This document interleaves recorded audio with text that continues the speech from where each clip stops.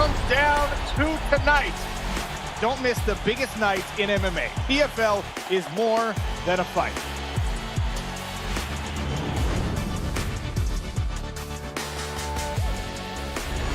Catching up on any NFL game is easier than ever before.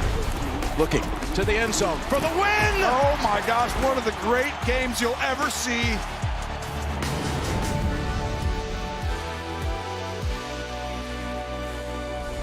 The competition is back, and the UEFA Women's Champions League looks set to be bigger and better than ever before. It's their time, a night to remember.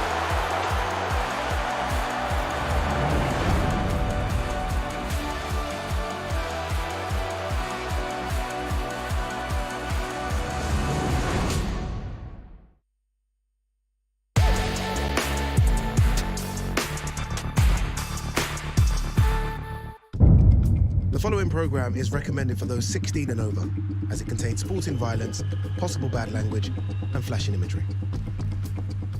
Ladies and gentlemen, brought to you live from the DAZN X Series. Let's see some thunder!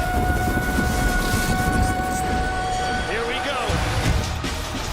A clean shot, and it could be lights out. Oh, it's the real deal! Hey, he looks like a pro boxer.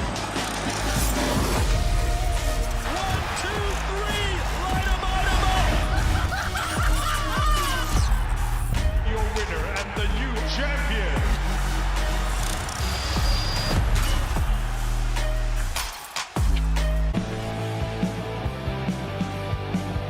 Misfits Boxing has come back to Manchester, a city synonymous with a high-profile reunion.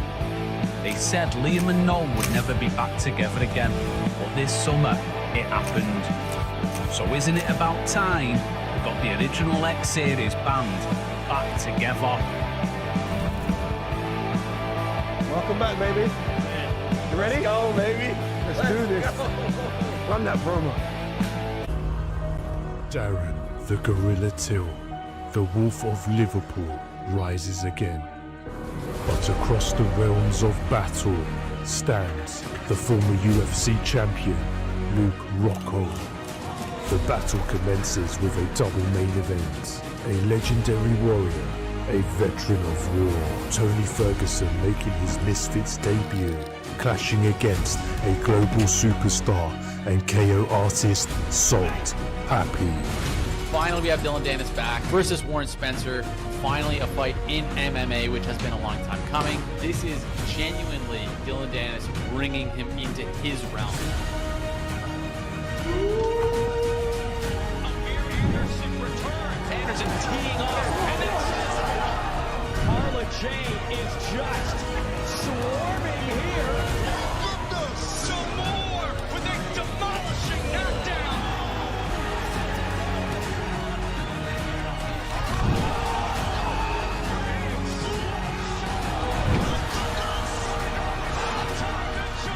Dylan Dennis has proven he can talk the talk, but now he's got to walk the walk. What a shot! He may not get up. Ladies and gentlemen, let's see some thunder! Misfits 22, The Ring of Thrones. Yeah, we're back, baby. Mr. Sorry for the Bad Language is back as well. It's only right that we're back in the iconic Manchester AO Arena. We were here nearly 3 years ago for the Prime card, and for the Ring of Thrones card, well, we had to bring the big guns back out. And we're here. Not just myself, but my sparring partner as well. Wade. Oh, look what they've given us. I didn't even know this song was going to play. Look at this. The boys are back. The boys are back. I thought this would never happen. I thought it was done. Sometimes, Eddie, you just need to go home. Yeah. And it feels good to be home. I know for myself, for you as well. Dude, one I'm thing so hasn't pumped changed, though, I could do 1,000 breaths. By the way, why are you wearing a suit jacket? One thing hasn't changed. Can you just say I'm winning again with the outdress, baby. Come on. Can we have a vote, please, in the fan zone? I mean, who's dressed the best here? Don't vote. It's not Wade West in it because you got J. Crew wannabe versus your middle school English teacher. What do you guys think? Let us know. But Wade, come here, dude. Man. It is good to be back. I mean, look, this is something special. This place is going to be packed as well. We were here nearly 3 years ago, as I said, for the Prime card. I mean, that was something special, and this is likely to be something even crazier. And that was crazy. I mean, people stormed the ring. It is a great card, though, but let's get straight into it because time is against us, right? I mean, there's 2 main events, and it is 2 main events.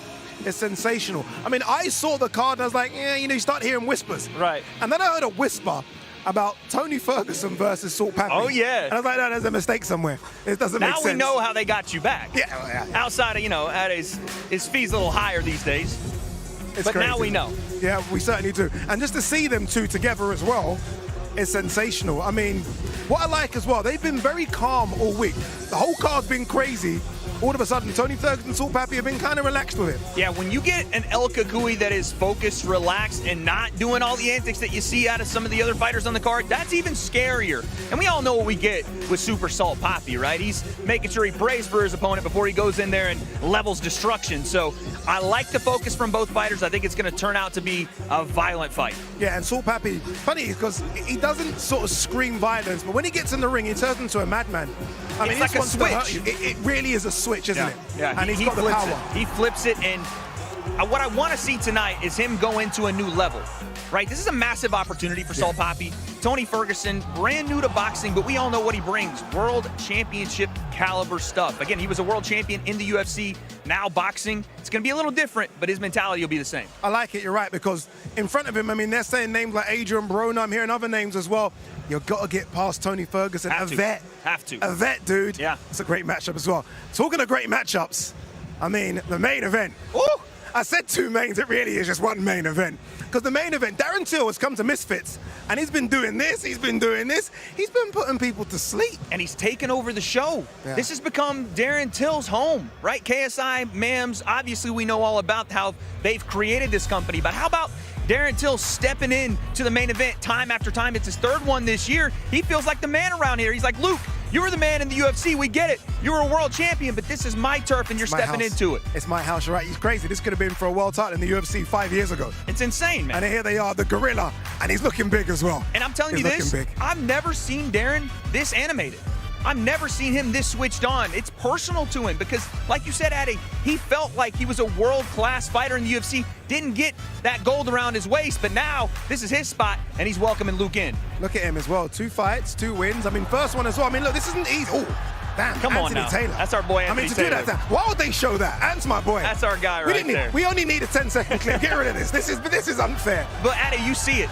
He is probably the most talented MMA fighter to step in and start boxing. Agreed. Because we've seen guys really struggle with that transition. He's taking it in stride. He is, and he's looking really good. And here again, another MMA guy, Darren Stewart. Look at this. Put him down. I mean, this is the finale right here. Olay, have one of those on the way out. Wow. Buzzer beater. I mean, he's got the foot movement, he's got the talk, he's got everything. And look, credit to Luke Rockhold, because I know for a fact Darren Till's been calling out so many names. Yeah. So many, and everyone's like, yeah, you know the excuses. They don't pay me enough, not enough time. Luke Rockhold was like, where are the gloves, where are the shorts, let's go. I'll tell you one name that's going to be here tonight. I'm going to say it. Carl Froch is going to be in this crowd tonight, and he said he wanted to fight Darren Till. Then Darren Till put it on him and said, let's fight. And then I heard, well, maybe 12 months, maybe a little bit of time to get ready. I want to see that fight. Let's take care of business tonight because Luke Rockhold's on the other side. He's got names he wants to fight as well. Him and Dylan Dennis getting into it during the week this week, so who knows? Whoever wins that's going to have opportunities. See, I told you, this guy's not just a fighter, he's not just a commentator, he's a promoter as well. Like, he's wearing all the jackets. Look, Fight Week, as always, has been crazy. I'm so happy that I wasn't a part of it because it's been mad. Eggs have been thrown as well. Let's remind you, just in case you missed it, of how chaotic Fight Week was. You've got influencers, pro fighters, an MMA fight. You've got global sensations. You've got a bit of everything. This is going to be an absolute humdinger. Even with this press conference, I'm hoping it's nice and orderly and it doesn't kick off too much. One thing is for sure, this press conference will definitely fall apart. Let's sit down on the chairs, not throw the chairs. You want to say something? Shake my hand.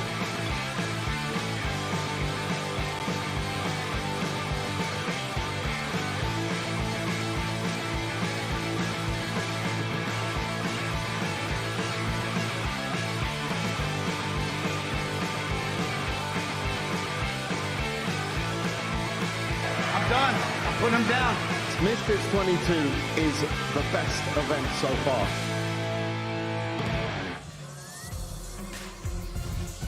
Trust me when I say that could have been a 2-day package. That's how crazy Fight Week has been. Anyway, that's Fight Week. This is Fight Night. Let's show you what we have got coming up. We kick things off with a very, very good prospect in John Ingram. He takes on Banti Singh. Demi Sims, you know the name, the daughter of legendary trainer Tony Sims. Her opponent is here. She's not on the fight poster, but she is here. She takes on Nadisha Hopkins. And then we go to the queen of Misfits herself. Carla Jade takes on Darren Harris. They have been talking so much, Wade, in Fight Week. Not as much as Amir Anderson and Victor Scarrera, but he did a little push and a shove yesterday at the weigh-ins. A little push and a pull, but listen, that's a high-level prospect in his own right, Amir Anderson. That entire undercard is going to be a stacked one. Cannot wait for that, but the action doesn't stop there, Ade. We have the wild man. Amadeus Ferrari is taking on Raheem Pardesi, and I'm just glad we made it a fight night with these two. It's been going on all week. And speaking of the Polish power, we have Natan Marson. He hit Chase upside the head with an egg. It went viral, but he's going to have to pay for that. Wait. Chase is here? He's not Chase at the airport? He's here. The champ is here. He's Okay. going to have to pay for that in that fight. And then, Ade, we have a high-level fight on this card. How about Sean Hemphill, number 15 in the WBA, number 14 in the IBF, and holds the WBA gold title. He's taking on Ty Mitchell in what I'd call not a step up, a leap up. That's a crazy fight. That's going under the radar. That's crazy. This one is not going under the radar. Joey Essex is here. He's taking on Numero. I mean, these guys have been talking so much smack. Someone's going to be embarrassed today. And then our first ever MMA fight at Misfits. Dylan Dennis takes on Warren Spencer. What else have we got? What else? I can't wait. MMA. Speaking of MMA, we just talked about him. El Kakui is here. Tony Ferguson is boxing Salt Poppy, changing it up, only using the hands. That's our co-main. Then our main event, Darren Till, Luke Rockhold for the Misfits Bridger weight title. 2 world championship level fighters about to throw down. That is a crazy, crazy fight card. Anyway, look, I want to know more about this MMA event. So let's go ringside to our commentators. Ben, the Bang Davis, is with BJ Flores. Jens, talk to us. Folks, welcome ringside inside the AO Arena. Ben the Bane Davis, pleased to be here opposite the former pro boxer, now trainer and manager BJ Flores. BJ, this card is more stacked than pancakes, baby.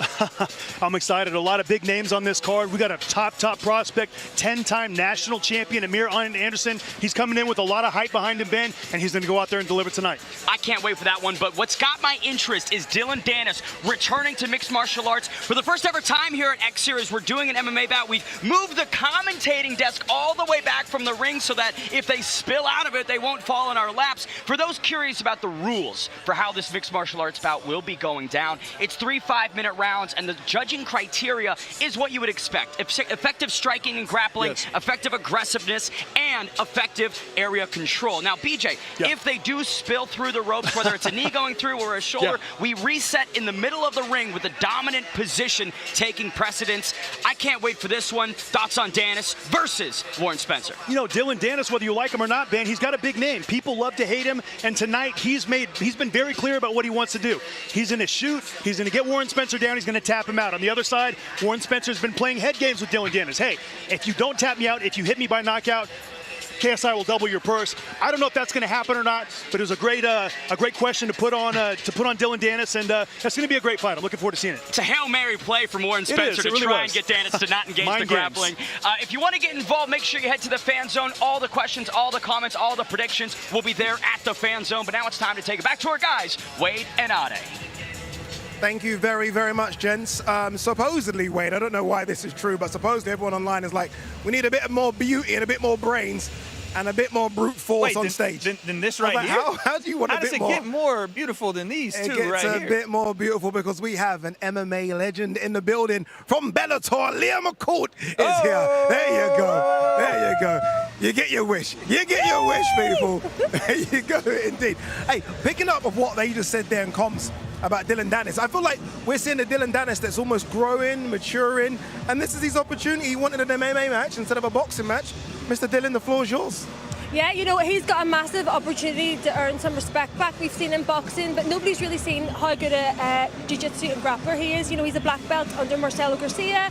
He is one of the best grapplers that we've seen on the circuit years ago, and I think he's going to take a big advantage here tonight. He's going to be able to use all his different skills, and The only one thing is it is in the ring. It's going to be a bit more difficult. He can't use the cage walls, but he shot takedowns in the centre before. We've seen it in Bellator, and I think it's going to be an easy night for him tonight. By the way, I've just turned around and I've seen that you've got this.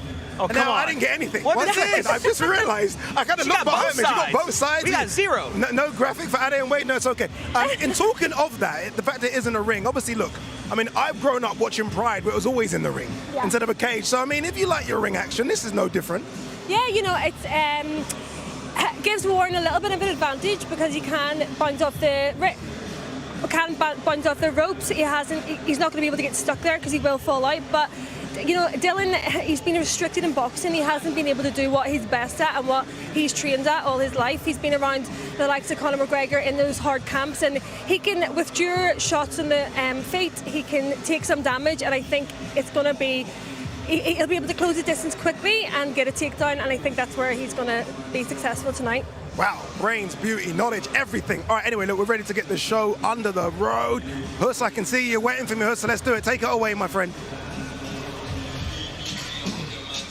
Ladies and gentlemen, we are live on the zone. Welcome to the AO Arena here in Manchester, England, United Kingdom, for a night of combat entertainment. X Series 22, The Ring of Thrones, brought to you by Misfits Boxing and their proud sponsors, Jewel.com, Prime Hydration, Oosh, and Boohoo Man. And now, ladies and gentlemen, time for our first bout of the evening, scheduled 6 3-minute rounds in the Misfits Boxing Pro Super Lightweight Division. And now, please welcome to the ring, Banty Singh. India's Banty Singh, the villain, coming to the UK to play spoiler and halt the hype of the surging, unbeaten Jahan Ingram. Banty boasts a record of 13-8 with 12 knockout victories. So BJ Flores, if you're knocking out 12 of your 13 wins, I know that you have lethal stopping power on your mind. Anytime you come in with 12 out of 13 knockouts, Ben, that's something Ingram's going to have to be careful of early on. He's only 7-0. He's still learning how to move, how to behave in that ring, and this is going to be a nice test for him tonight. My pleasure to welcome in the third man of our broadcast booth here for the prelims. It's Mans Taylor. Mans, what do you think of Indy? Listen, I think he's very unassuming to look at, but once the action starts, 12 out of 13 knockouts is impressive for anyone, even a journeyman, you know. And Jahan Ingram is stepping up, taking bigger threat each fight by fight, and elevating.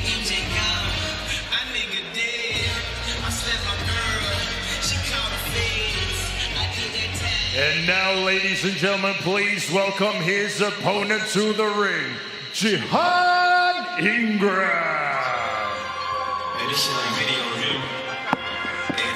The Boogeyman is back, and he's here to bang. It's 24-year-old Jahan Ingram, 7-0, 5 knockout victories. Last time we saw him on X Series was against Ryan Schwartzberg in August of 2024. BJ, the fan zone has him as a massive, heavy favorite with 71% of the predictions. Jahan Ingram coming in with that 7-0, 5 knockouts, coming all the way from Las Vegas, Nevada.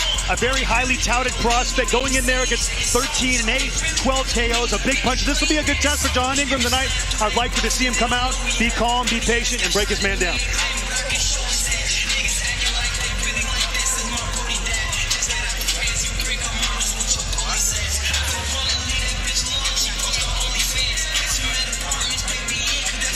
Ladies and gentlemen, this bout scheduled for 6 3-minute rounds in the Misfits Boxing Pro Super Lightweight Division.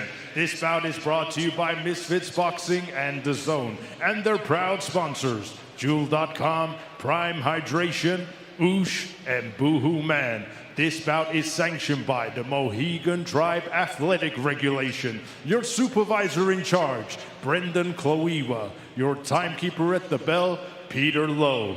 And your 3 judges scoring ringside. From Mongolia, by Escalon Sandag. From Switzerland, Sven Graffi. And from Belgium, Benny De Cruz. And your third man in charge of the action in the ring, from England, referee Ian John Lewis. And now, ladies and gentlemen, introducing to you first, fighting out of the blue corner. He's wearing the black and white with blue trim. His official weight of 135 pounds. And tonight, he's making his Misfits boxing debut. Hailing from India, introducing Banty, the Villain Singh!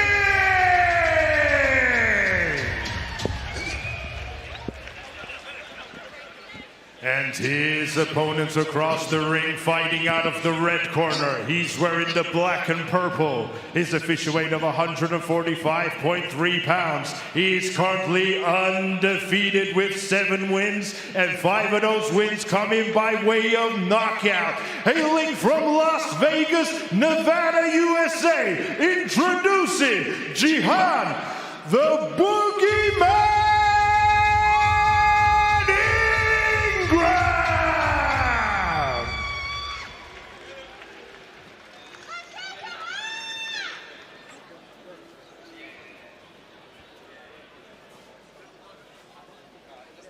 Boxers.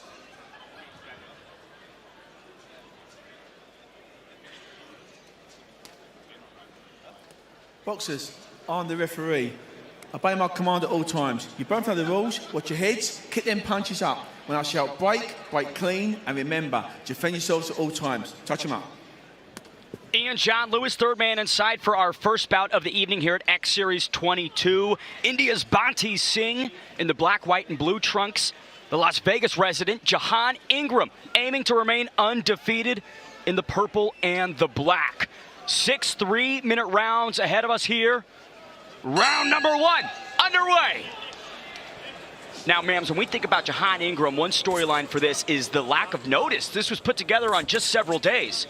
Yes, exactly, and we were delighted to get the opportunity to welcome him back to MF Pro, where he belongs. And Jahan Ingram, he's very, very skilled. He's highly skilled. He looks good.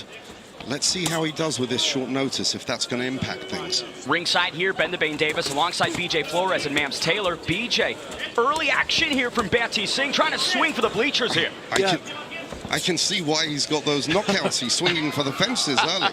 100%. And Ingram's doing a lot of good things early. I already saw him jab, body, head, short and come back with some of his punches, head off the center. He's just kind of, putting Banty where he wants him, letting him shoot early, maybe tire himself out a little bit, and then take him into those deeper waters. Trading check flex upstairs. 2 minutes remain in round number 1. Nice body work from Banty. Oof, nice body shot from Ingram. That's a rib-cracking shot from Jahan. BJ, the strength and conditioning was such a big focus for Jahan following his fight in August of 2024. I'm expecting a lot more power from Jahan here. Yeah, but you look at Jahan and you see he's kind of a sharpshooter. He's a guy who's going to take you apart. He's going to counterpunch. Look, he's putting some smart pressure on Banty right now. Banty's shooting those wide shots, but Jahan's just kind of breaking him down and looking for openings. Midway point here, Jahan Ingram opening up briefly. Good body shot. Excellent. Banty is definitely game, isn't he? He is, and Ben and Mams, you'd like to see a young prospect come out like Ingram's coming out, bang the body, nice right hand, and it sets up shots like that. Oh my goodness! Ingram starting to swarm here midway through the first. Banty Singh escaping, retreating, but BJ Flores, he tasted the trenches with that right hand. He did, and you know what I saw from Ingram right there, he heard his man backed up, he walked right to him, he didn't give him any space, and he's going to test him again right here and make Banty show him that he's not hurt. Ingram's coming with more heat down the middle. Final 60 seconds ahead, Mams Taylor. You got to be pleased with what Jahan Ingram's shown through 2 minutes.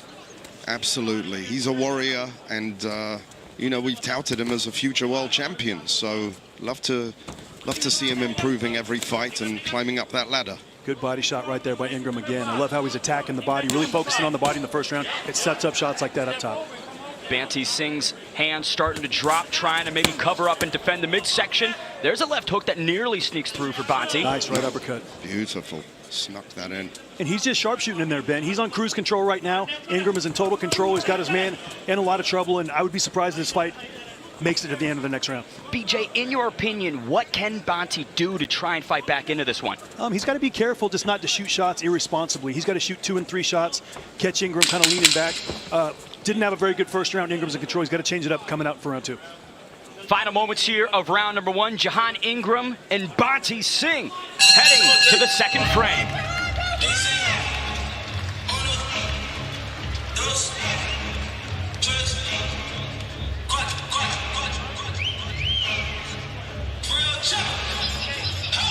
Double main event here tonight in Manchester. Tony Ferguson taking on Salt Poppy, and Darren Till clashes with Luke Rockhold. Only one way to watch. That's by buying the pay-per-view now on DAZN.com. Mams Taylor, double main event tonight. Incredibly massive, monumental show we have. You don't want to miss this one tonight. It's going to be unbelievable action, surprises coming, all kinds of things. You've got pro fights, MMA fights, and influencer fights. What more can you ask for? It's going to be a night of pure entertainment. This man right here inching closer and closer to a TKO victory. Round number 2 for Banti Singh. BJ, what does he need to do to battle back against Jahan? Yeah, Banti Singh just needs to be a little more patient.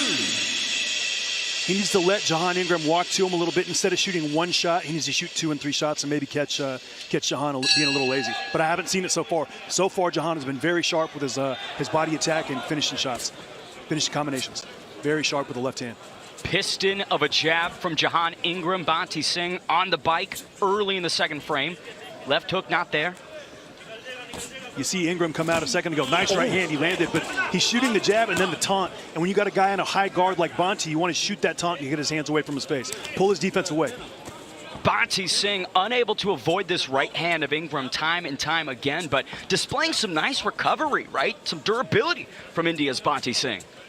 Definitely a tough guy, but if you look at Banti, when he's moving and circling to his left side, he's going right into Ingram's right hand. So that's something he's going to want to not do. If Banti will move to his right side away from the Jahan Ingram right hand, he could be a little more fortunate. And Mams Taylor, when you think about pressure and who's really dictating where this fight takes place, it's all been Jahan Ingram.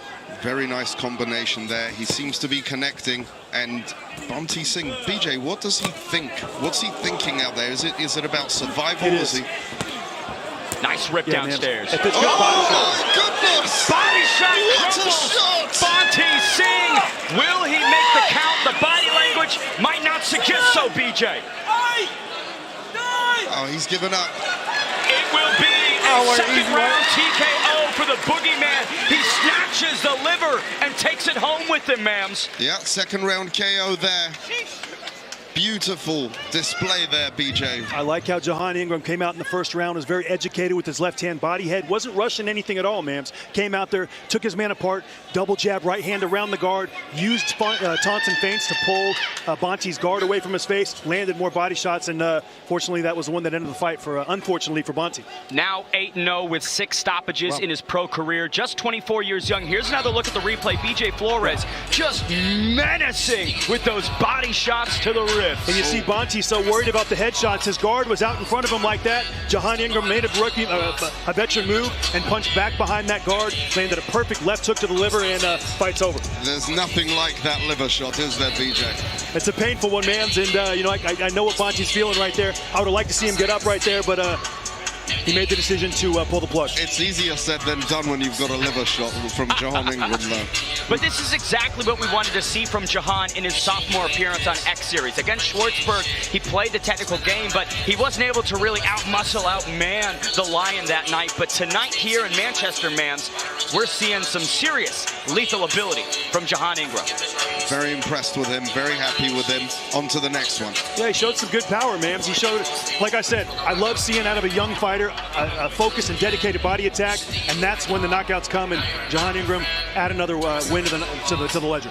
And BJ, against the guy with 12 stoppages and 13 wins, right? Jahan needed to mind his P's and Q's, but boy, did he dot those I's and cross the T's tonight. No, he did, but Ben, as you can see, there's levels to this, and Ingram went out there and showed that he's a level above. I love it. Well, let's send it inside and make that second round TKO official. It's Haas. Ladies and gentlemen, the official time, 1 minute and 19 seconds of round number 2. Your winner by TKO, Jahan the Boogeyman Ingram. What a victory for Jahan Ingram, and still undefeated. Great way to kick off the card here in Manchester, but still so much more to come here live on DAZN. Hey, listen up. Let's have it. We know you've always got your eye on the prize, the championship belt. And why wouldn't you? You're a finely tuned, well-oiled boxing watching machine, capable of consuming over 185 fights on DAZN every year. We've gone big. We've gone global. Churning through combinations, comebacks, and non-stop knockouts. Are you going to take? With big fights every week, you're the best in the world. So go on, get that belt, champ. DAZN, undisputed. So much boxing coming your way. We've got a triple header coming your way next weekend. First up, Saturday, we go to Sunderland. Pat McCormack takes on Miguel Parra, while later that night we head to Mexico for Eduardo Sugar Nunez's first defense of the IBF Junior Lightweight title. He takes on Christopher Diaz. And on Sunday, the very exciting Tom Welland takes on Kevin Herrera. Remember, all three of those cards are part of your DAZN subscription. Getting busy here, isn't it? Getting very, very busy here. Very quickly, I know I do want to talk about Demi Sims, very important, but I want to quickly talk about John Ingram, prospect, very good Big-time prospect, and he gets it done right away. He was fighting a guy that had 13 wins, 12 by stoppage, and he goes in and shows that Mayweather Jim prowess to the body, then upstairs. Easy night for John Ingram. Yeah, them body shots. Yeah, those body shots are one of the toughest shots to recover from. You know, you can take shots to the head all day, but when they land correct, it's hard to get up. So that was a beautiful shot. All right, our first female fight coming up, Demi Sims. What's she going to be feeling? Oh, there you go. There's the action. Look at that. Beautiful work. Nope. Beautiful work. And again, Ade, we haven't been around to see this Misfits Pro scene rise up, and they have these prospects sprinkled in here or there. We always said Misfits is where you come for all of the different aspects of combat sports, and now they're in the pro scene as well. Yeah, they could have counted to 25 seconds. He wasn't getting up. No. 10 weren't enough. No. All right, Demi Sims is coming up next. Again, you know the name, the daughter of Tony Sims. I mean, she's got the experience behind her, but what is she going to be feeling like making her first ever walk to the ring? Yeah, this is a huge occasion. It's a huge arena. She'll be probably feeling like she wants to run out the fire exit and not walk out here. She'll be that nervous because it's very different just fighting in the small halls. When you come to the big shows, it's a big production, they've got the media, and she'll be feeling the pressure. Obviously, her family is boxing royalty, but hopefully she just comes out and enjoys it tonight. You know, it's her first fight, but she'll definitely be feeling the pressure. It's a lot to ask for a first fight here in the AO Arena, and your family, like you said, is boxing royalty. Tony Sims has some of the best fighters in the world in his gym right now, so she's had eyes on it for years. It's just, can you make that transition from watching to doing? Right, here we go. I like this. Demi Sims versus Nadishi Hopkins. Let's throw it to Hus to get this one on the road. And now, ladies and gentlemen, now it's time for our next bout of the evening, scheduled for 2-minute rounds in the Misfits Boxing Women's Middleweight Division. And now please welcome to the ring, Nadishi Hopkins.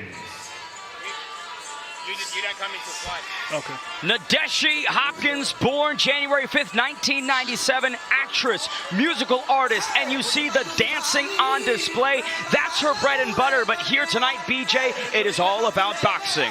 It is, and she's going to have a tough test in front of her tonight with Demi Sims, the daughter of famous trainer, and has been around boxing her entire life. Like I said, whenever you've been around boxing your entire life, you come in the ring with some good advantages, and I've heard hearing good things about Demi Sims. There's a big X factor, though, with Nadishi Hopkins. She was absent for most of Fight Week, showed up late last night, made the weight, and now here she is in the AO Arena, but there is mystery around Nadishi Hopkins, BJ. There is, Ben. I don't know a lot about her, to be honest with you, but I think in this first round, we're going to get a good look at her. Word on the street is she's a tough young lady, obviously very talented, and she's got a good test in front of her tonight.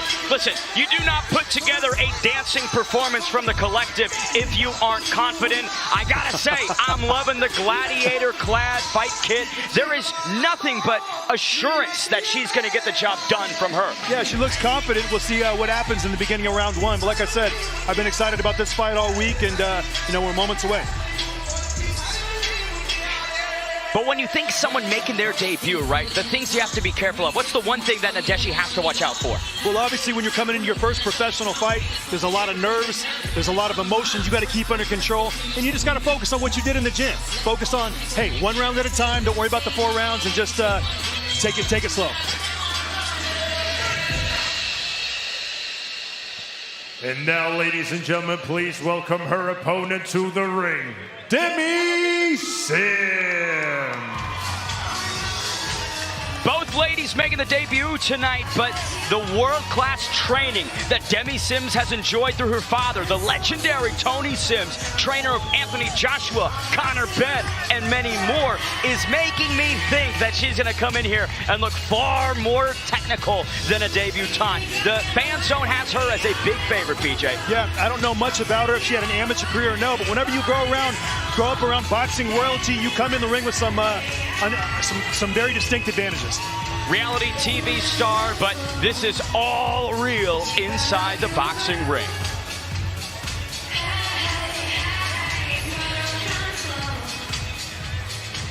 Ladies and gentlemen, this bout scheduled for 4 2-minute rounds in the Misfits Boxing Women's Middleweight Division. This bout is brought to you by Misfits Boxing and DAZN and their proud sponsors, Jewel.com, Prime Hydration, Oosh, and Boohoo Man. This bout is sanctioned by the World Combat Sports Federation. Your timekeeper at the bell, Peter Lowe, and your 3 judges scoring ringside. From Wales, Mike Hale.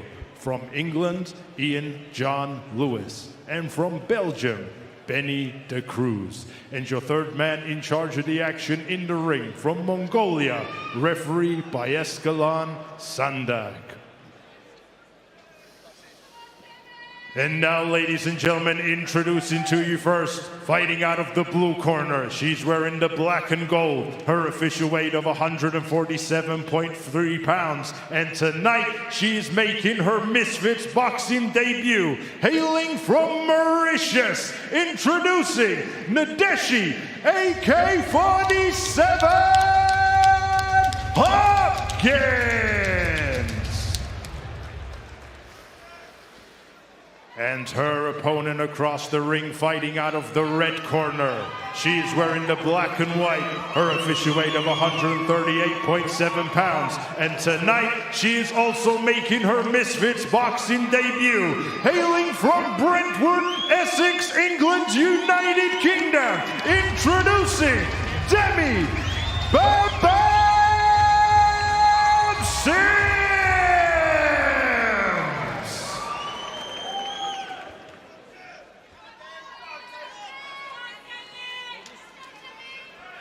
Ladies, listen to my commands, okay? Yeah. I will clean both, okay?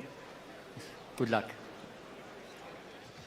4 2-minute rounds in the female middleweight division between 2 debutantes, Demi Sims and Nadeshi Hopkins. Tony Sims trained on one side, and Nadeshi Hopkins, the ultimate wild card, as she storms across the ring, BJ. Yeah, Hopkins came right out. Look at, she's trying to make a statement right in the beginning of this first round. 4 2-minute rounds, Ben, so it goes by quickly. Not a lot of time. Which is why the pressure is such a great play, right? Staying in your face, being the aggressor, that's going to earn you points in the judges' favor. It is, but she's also got to be careful not to come in on a straight line with her hands up. I feel like, Sims is kind of getting her range and her bearings right now. Matter of time before she's able to get those straight punches going like you saw right there. Demi Sims appears to be trying to set up that right hand. 30 seconds gone by. No meaningful connections yet, but Hopkins just a juggernaut, always staying in Demi Sims' face. Yeah, coming forward, like I said, I'd like to see her get her head up, get her head up that center line a little more, go body head, and we'll see once they get warmed up if they get a little more into the flow of things. Little wild strikes from both debutantes, but BJ, how can Demi punish Nadeshi Hopkins keeping herself planted on that center line effectively? Yeah, she's got to establish her range and her distance, Ben. She's got to, use the little taunts and feints, get Hopkins' hands away from her face, and let her walk into some shots. She's already starting to slow down right here, you can see. So this is the chance for Demi to start attacking body head with the long jab and mixing the punches up. Nice connections there from Demi Sims. Hopkins trying to push into the pocket, but Demi much longer able to evade. Beautiful combo from Demi, who lands with another right upstairs. Good left hook, and she landed a big right hand. Hopkins is hurt here, Ben. Looks like a standing count on Nadeshi Hopkins. 30 seconds left in round number 1. Demi Sims chomping at the bit to get back to action. The rules there, regardless of whether Hopkins is okay or not, the referee's got to give it the full 8 seconds. And we'll look for Sims to put some finishing touches here. Left hook upstairs, body head from Demi Sims. Hopkins buckled. Big right hand from Hopkins at the end of the round. Demi Sims looked over at the ref. I'm not sure what she was implying. Looked like a clean punch to me, Ben. Nadeshi Hopkins showing some serious resilience in round number 1, but the clean body work up into the headshots from Demi Sims, in my opinion, won her that round, BJ. Welcome to Misfits Boxing, ladies. They both got round 1 under their belts now. Here as Misfits fighters, and they're learning. It's no joke in that ring. Talking about Tony Sims, there's Connor Ben, one of Tony's proteges arriving to tonight's action. Connor Ben, very fantastic fight that he had with Eubanks earlier. We're running that one back, BJ. Thrilling fight. Looking forward to watching that fight in November. And I talked to somebody on his team, Nicole, this morning, and they said, look, you know, Connor's chomping at the bit. He's ready to get Chris back in that ring, and this time the outcome's going to be different. The Tony Sims team in full flare with Joey Essex as well, making the debut opposite the polarizing Portuguese Numero. But taking it back to this fight, Demi Sims, Nadeshi Hopkins, I just love that body work into the shots upstairs, BJ. She lands the right hand of the body and cleans it up with a left hook on the temple of Hopkins. Good shot. I want to see Demi Sims establish her left jab and establish her long punches in the beginning of this round. Round number 2 between Demi Sims, Nadeshi Hopkins underway. Question for me, the cardio for Nadeshi. Because not only is pressuring going to drain the gas tank, but eating the shots that she did will slow her down. The cardio is definitely going to come into play, but if she doesn't get her head off that center line, then maybe it won't. She's got to get her head off be that around for the gas tank to be empty. Sometimes you don't make it to rounds 3 and 4 if you don't get your head off that center line. I mean, BJ, I'll tell you what, yeah, that's how I experience things. 90 seconds left in round number 2. Another right hand from Demi Sims. And that's where Demi Sims wants to be, from range. Stay long, let Hopkins walk into those shots, take that little half step back, shoot the straight shots down the middle, and make your opponent walk into those shots. Magnetic left hooks from Demi Sims. Nadeshi just can't get out of the way of them. Now clinching up. Smart move from Nadeshi, taking some heat. Why not try and suffocate? It is, and when Nadeshi, after this fight, when she goes back and looks at the tape, she's going to see. Let's hear from Darren Barker, who's working the corner of Demi Sims, DAZN zone. Darren, first round, fantastic. Standing an 8 as well. How do you think she's getting on in the second? Yeah, she's boxing nice. It's very hard at this level not to get carried away and get really involved. But when she keeps it nice and straight and keeps it quick, she's boxing lovely. It's mad to think in 2002, Demi come here as a 5-year-old to watch me win the Commonwealth Games. Mad, eh? Now look at you. Never thought I'd see you in X Series as well. You're loving this, aren't you? Brilliant. Anything to help Tony, who's done so much for me in the past. But she's boxing lovely. Are you going to be in the corner of Joey Essex as well? I will be. Busy man. Can I come on the stage with me and say hello later? I'll never let you down. I like to say it, Darren, but enjoy it, mate. Busy night for Darren Barker. Talking about busy, though. Nadeshi Hopkins inside the pocket, swarming, BJ. What I was saying right before the break is Nadeshi Hopkins going to look at this tape and wish she would have went to the body more, pull her head off that center line, land the body shot, and change the entire playing field against Demi Sims. Final 10 seconds here in round number 2, and both ladies just calling it off. They thought the round was over. No, there's still more seconds on the clock. And now the round ends, BJ. That's it. And that was a more competitive round. Ben, there was no, super hard shots that did any damage to Hopkins, and she retaliated a little bit in round 2. And for round number 3, the question I want to ask you is, for Demi Sims landing so much on the chin, but Nadeshi not going anywhere, does that start to seep into Demi's mentality at all? No, it shouldn't at all, because you got to remember, sometimes in the sport of boxing, it's a sweet science, and it's not about landing the one shot, it's about chopping down the tree. Nice left hook by Demi Sims there. She sets it up with that nice right hook to the body, brings that left hook around, distracts Hopkins, and lands the shot.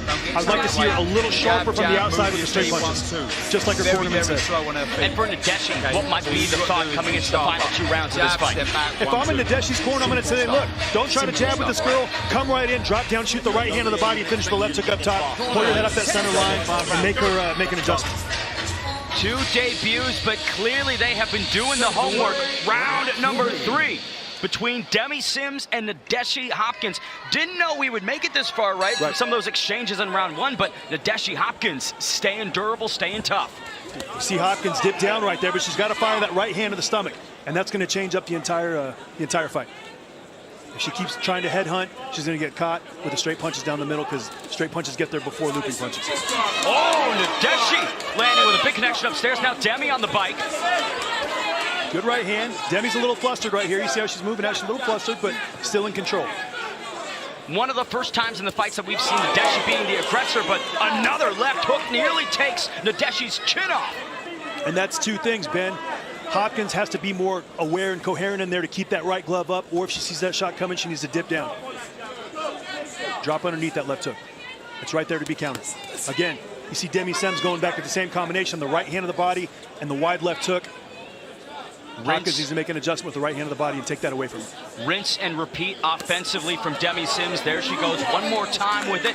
60 seconds remain in round number 3. Nadeshi sticking into the center, not being pushed back at all this round. Probably her best round of the fight. Yeah, she's doing better, but she still needs to be more aggressive with her attack. I got her down 2-0 on my scorecard, and she needs to win this round if she wants to get back in this fight.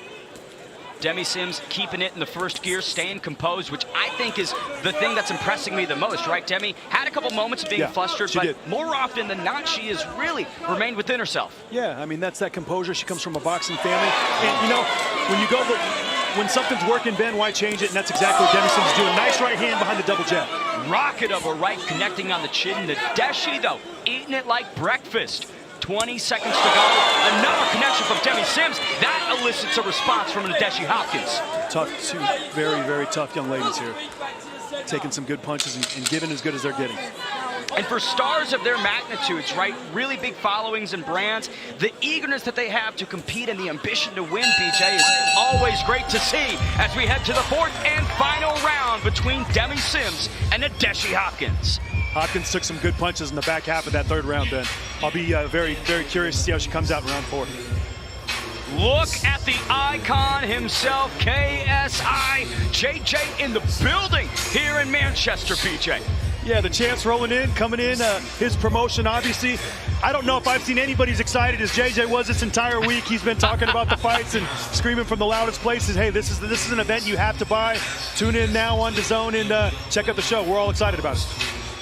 Round 4 ahead between the Tony Sims-trained Demi Sims and Nadeshi Hopkins. If you were Tony ahead of these final 2 minutes, what would you be telling Demi? I'm going to say, Demi, look, keep doing what you're doing, except I need you to bring your hands back. You see her looking to land the straight shot right there. Shot a left hook and missed, but there's her bread and butter, that right hand of the body, left hook back up top. She can't miss. I'm going to tell her to keep going with that and bring her hands back, answer the phone, so you can deflect the punches of Hopkins coming in. Round 4 underway here in this middleweight contest. 2 minutes remain. Can Hopkins pull off an upset as she walks into another strike from Demi Sims? You see Demi Sims trying to get close and shoot the shots, and she's not really, firing her punches. She's pushing them, and she's going to look back at this tape, and she's going to learn a lot from this fight. If I'm Demi, I'm moving left, I'm moving right, I'm using my taunt feints, I'm taking a little step back, and I'm firing right down the middle. Right, just like that. Beautiful jab there from Demi Sims. Again, going to the body, and then the left hook upstairs almost connects. Minute and a half remain. Nadeshi needs to make something happen, BJ. Yeah, she's a little confused on the outside like this one. She's not coming forward. She's not 100% sure what to do. And again, if she would shoot that right hand of the body, shoot the jab up, right hand of the body, finish the left hook up top, it would take her head off that center line and change up the entire fight. Beautiful right there from Demi. Again, goes back to the patented combo. Yes. 65 seconds remain here in round number 4, and Demi Sims looks to be cruising to a victory in her debut, BJ. She is, and if I'm Demi Sims right here, I'm going to put my foot on the gas and really step it up and show Hopkins that, look, you don't belong in the ring with me, so I'm not just going to coast around and move. I'm going to step to her, try to land some right hands, and try to put an exclamation point on my performance.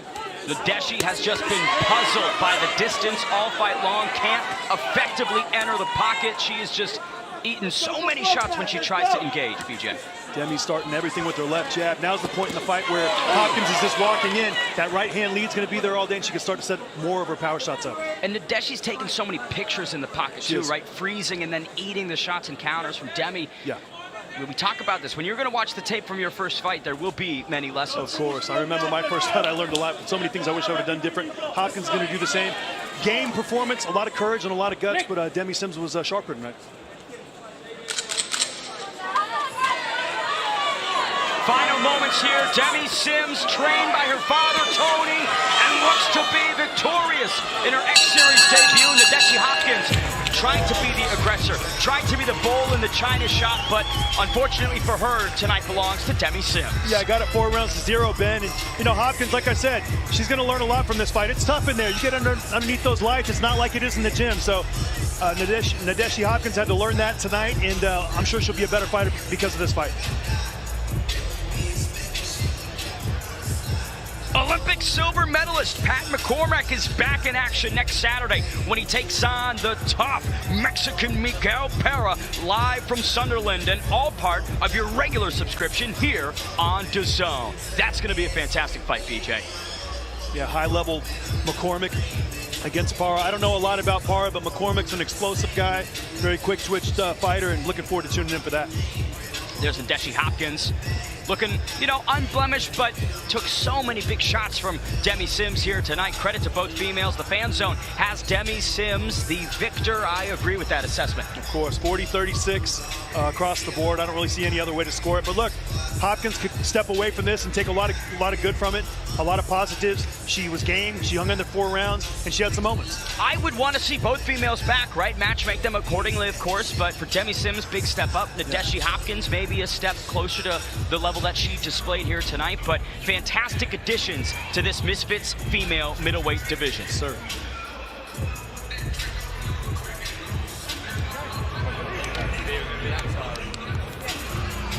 Darren Barker, of course, DAZN's own.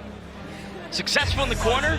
Obviously, he's cornering Joey Essex tonight. Maybe that successful bleed over to Joey.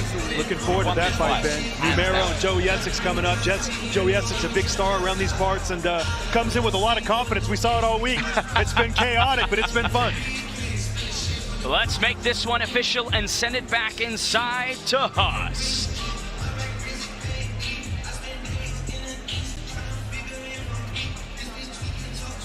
Ladies and gentlemen, after 4 rounds of boxing, we go to the judges' scorecards.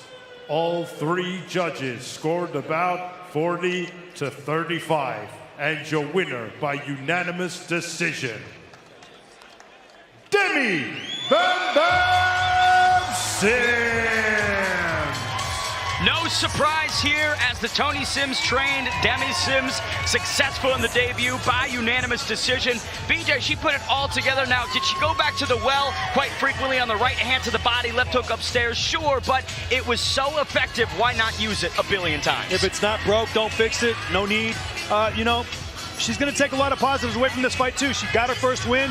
That inspires a lot of confidence. Looking back at the replays, you see that repetitive right hand of the body, chopping that left hook. She wasn't the most accurate with the left hook, but she got the job done to land the shots and get the respect of Nadeshi Hopkins, keep her away so she could land those straight shots from range. Slowed her down in the 3rd and 4th round, and it was really an academic. And credit to Nadeshi for being so tough and durable, but getting caught in the pocket, taking those pictures, being a bit frozen, unable to really insert your own offense in these moments, seriously cost her here in Manchester. Yeah, you see the same shots landing over again. If I'm in the corner of Hopkins, I'm going to say, look, we got to keep our right hand by our ear, okay? We can't keep taking those shots, and she wasn't able to do that, and back to the drawing board. Fantastic victory for Demi Sims. Hope to see both her and Nadeshi back here on X Series. All the crossover action, more to come here tonight. Fantastic night of fights here on X Series 22. The Zone, the undisputed global home of boxing, where the greatest fighters take center stage, with fights every week and over 185 a year. And now, the mighty Queensberry joins over 30 worldwide promoters to up the ante like never before, with the best of the best. The biggest nights. There's no limits to what's possible. Nobody brings you closer to the action. Because if the fight is on, it's on The Zone, the global home of boxing.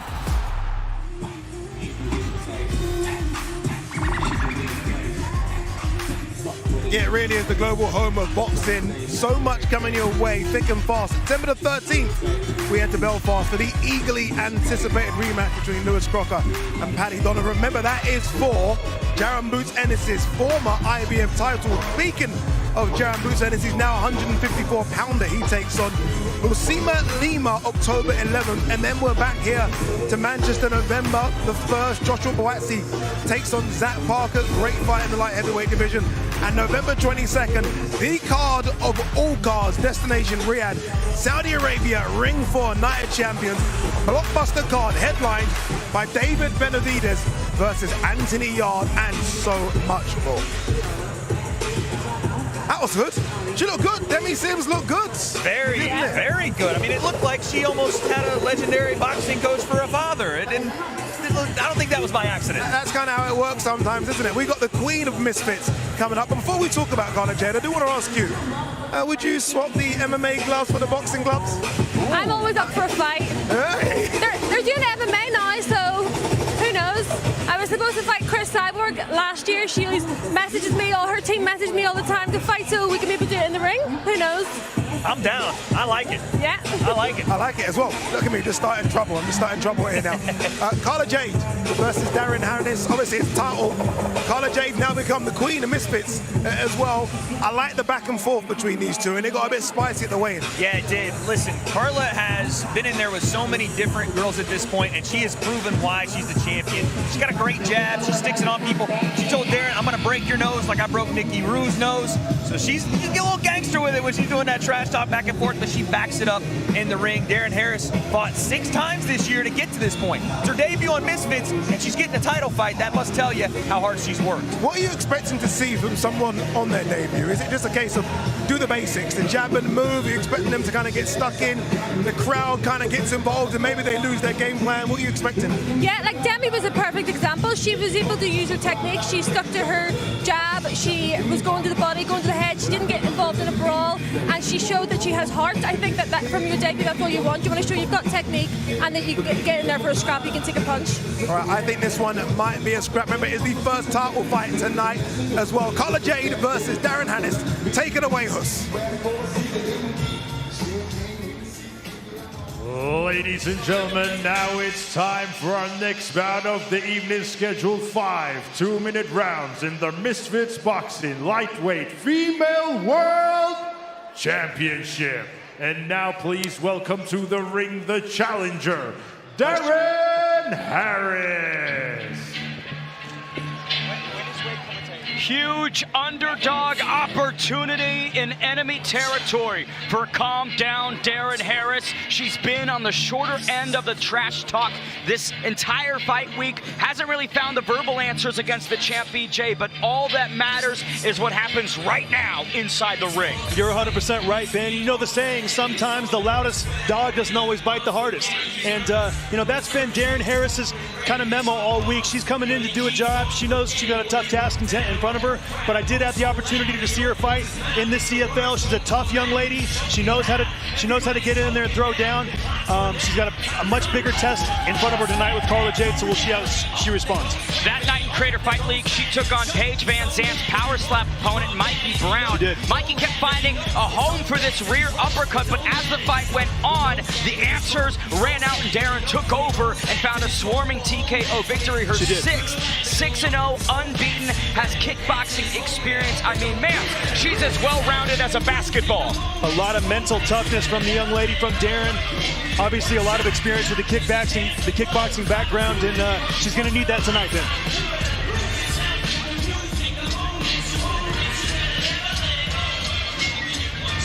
And now, ladies and gentlemen, let's please welcome the champion, Carla Jade.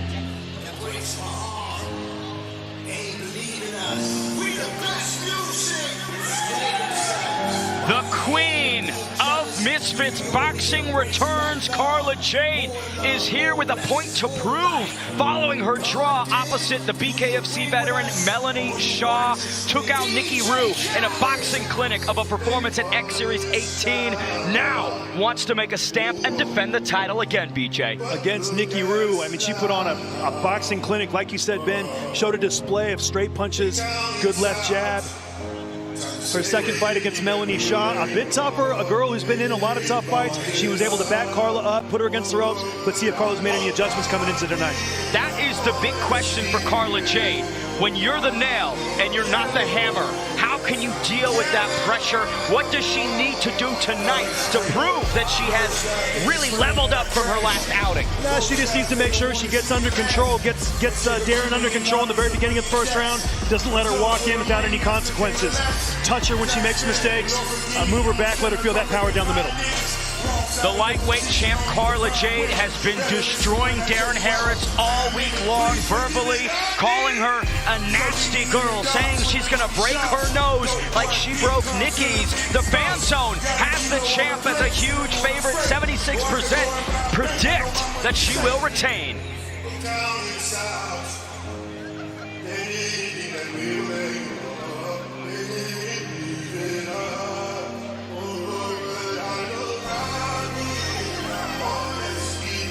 Ladies Ladies and gentlemen, this bout scheduled for 5 2-minute rounds and is for the Misfits Boxing Lightweight Female World Championship. This bout is brought to you by Misfits Boxing and DAZN and their proud sponsors, Juul.com, Prime Hydration, Oosh, and Boohoo Man. This bout is sanctioned by the World Combat Sports Federation, your timekeeper at the bell, Peter Lowe, and your 3 judges scoring ringside. From Germany, George Milky. From Switzerland, Sven Grafe. And from Belgium, Benny de Cruz. And your 3rd man in charge of the action in the ring, from England, referee Jack Goodwin. And now, ladies and gentlemen, introducing to you the challenger, fighting out of the blue corner. She's wearing the green and silver. Her official weight of 114.3 pounds. And tonight, she's making her Misfits boxing debut. Hailing from Miami, Florida, USA, introducing Darren "Come Down" Harris.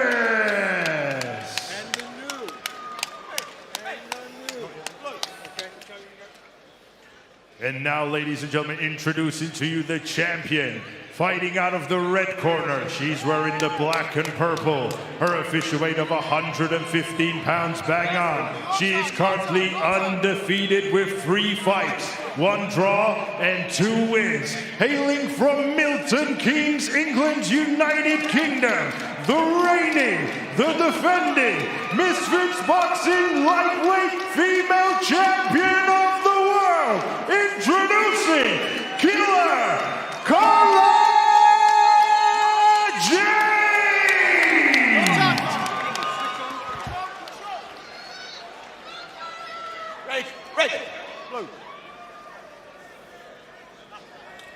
Listen, girls, remember the instructions I give you in the changing rooms. Keep your heads up, keep your shots above the waist and don't hold. Do you understand? And obey my instructions all times. Good luck, shake hands.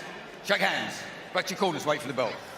Jack Goodwin, 3rd man inside for our first title fight of several this evening. The challenger, Darren Harris, in the green and silver trunks. The champion, Carla Jade, in the black and pink. Round number 1 underway. 5 2-minute rounds, Ben. Nice short uppercut from Carla Jade to start off right there. You see Darren Harris come out with the high guard, putting pressure on Carla early. Darren Harris keeping that head so low off to that right side is just positioning her for the rear uppercut of Carla. Ringside here, Ben the Bane Davis, BJ Flores. Man, what a fun fight this is so far. Nice right hand by Carla a second ago. She landed the right hand of the body, then brought it back up to the head. Doing some good straight shots early. Nice right hand again. She's sneaking that in behind the high guard of Darren Harris. There is a lot of urgency from Darren Harris early in round number 1. BJ, why do you think that is? Nice right hand again by Carla. She's got to be careful not to walk into too many of those, Ben. She's already walked into 4 right hands. And I think the urgency comes from Darren because she saw what Melanie Shaw was able to do against Carla in the last fight when she put pressure. Darren's got to be careful not to get too much weight over her front leg and put herself in position to be hit with that uppercut. 2 right hands from Carla Jade, champion. Really effective in these sequences so far. Minute left in round number 1, and Darren Harris, with all the volume, all the pressure, kind of coming up short in some of these exchanges. Yeah, she hasn't been able to land cleanly yet, but you know, it's only the first round, 5 2-minute rounds. Nice pivot out of that corner by Carla Jade, and really controlling the ring, Ben. She looks, ring generalship looks excellent. What we've understood from Carla Jade's career is she levels up every single time. This is the most technical I think we've seen her. And that jab, I mean, it's the piston of a left hand that sets the distance and really keeps the tone of this fight in her favor. And now you're seeing the temperament of the fight. You're seeing Darren Harris calm down a little bit, not coming forward anymore. I think a couple of those right hands snuck through there, Ben, and she's taking her time. 20 seconds to left in round number 1. Carla Jade, Darren Harris entanglement right there. I don't think that benefits Carla. Nice right uppercut by Carla again. And if you're just watching the fight, the actual geography of the fight, you need to see Darren Harris coming forward if she hopes to win. She's standing at range, she has no chance. A lot of strikes from both women. The lightweight title on the line. Still as we head to round number 2. Darren Harris, Carla Jade, a lot of frequency, a lot of urgency. BJ Flores, your assessment of round 1. You know, Carla did what she had to do. Cool, calm, and composed, landed a lot of right hands. She set a lot of traps for Darren to walk into. And, you know, Darren paid no mind. She walked right into him. Reality TV royalty in the building. Here he is, Joey Essex. Everybody in the UK knows just who this man is, but his boxing abilities will be tested for the very first time against Portugal's own Numero. Looking forward to seeing him, Ben. He's got a legendary trainer in his corner in Tony Sims, and that's going to be exciting. Carla Jade, really effective with that rear uppercut, but I would say the pivots, right? The distance is where she performed best in that first round, DJ. Ring control was sharp, used the left hand effectively, used range effectively, and I'm curious to see what she's going to look to set up in round 2. You up now, Carla, yes? Once Carla can land that left jab, she can hit you with whatever she wants. Second frame of 5 potentially for the Misfits Boxing Female Lightweight Championship. Darren Harris, Carla Jade underway. He's really snapping that left jab, using nice technique and fundamentals. She's got to make sure and bring that left hand back, keep her head up that center line so she doesn't give Darren Harris a chance to counter and coming back. Darren Harris bringing, again, a very diverse combat sports background into this, and I feel like you see that in her stance, in her entries, BJ. It's not the traditional boxing approach. Yeah, you see a high guard from Darren Harris, and that, you know, looks good on paper sometimes. I'm not going to get hit. The problem is when it's time for you to shoot punches and that high guard, it's impossible to do. So she's got to, you know, mix it up a little bit. Good shots by Carla. Darren Harris swarming in that exchange. Carla Jade, though, getting the better of it. Minute 20 left in round number 2. A lot of adversity for the challenger this week, not just in the verbal exchanges with Carla, but earlier this morning, her coach arrested in the UK, BJ. That threw a huge wrench at the challenger, Darren Harris. It did, and, you know, just inexperience in the corner. Obviously, once you get to fight week, you got to put all your differences to the side and just make sure you're in there when your athlete's in that ring. So they'll go back to the drawing board and learn off this. Nice right hand again by Carla Jade. Darren Harris staying tough, staying strong. Eats another rear uppercut, though, from the champion. And she's walking right into that with that high guard, Ben. She has too much weight over her front leg. Good right uppercut, left hook combination. Fell a little short, but at least she's taking chances. 40 seconds left in round 2. Carla Jade, right hand, dropping just ever so slightly, giving Darren an opportunity to connect with that left of hers. She caught her with a shot, but also it's a fight. Good right hand by Carla again, and she's still in control through round 2, Ben. Walking Darren into a lot of heavy right shots, shots on the right side, the right uppercut and the straight right hand. Nice moment there from the champ. 15 to go as Carla Jade connects again. And you just saw Carla was kind of in the middle of the ring. She shot the right hand and went into the corner. Mistake from Carla, but comes back with a nice right hand to land the round. I got her up 2-0. Darren trying to push in, whiffs on all strikes. Carla Jade not able to counter effectively. Third round up next between Darren Harris and Carla Jade. Lightweight title hanging in the balance. Now, it does appear that a huge technical upside is on Carla Jade's spot, but let's talk a little bit about this. Tony Ferguson, Salt Poppy later tonight, BJ. I cannot wait for this fight. Tony Ferguson, an absolute legend in the MMA world, coming over to crossover boxing. Salt Poppy's opportunity to prove that he belongs, that he is a true crossover star, that he could go out there and beat a professional fighter, a man who's trained his entire life to nurse 3 years ago, and now he's facing the former UFC champion.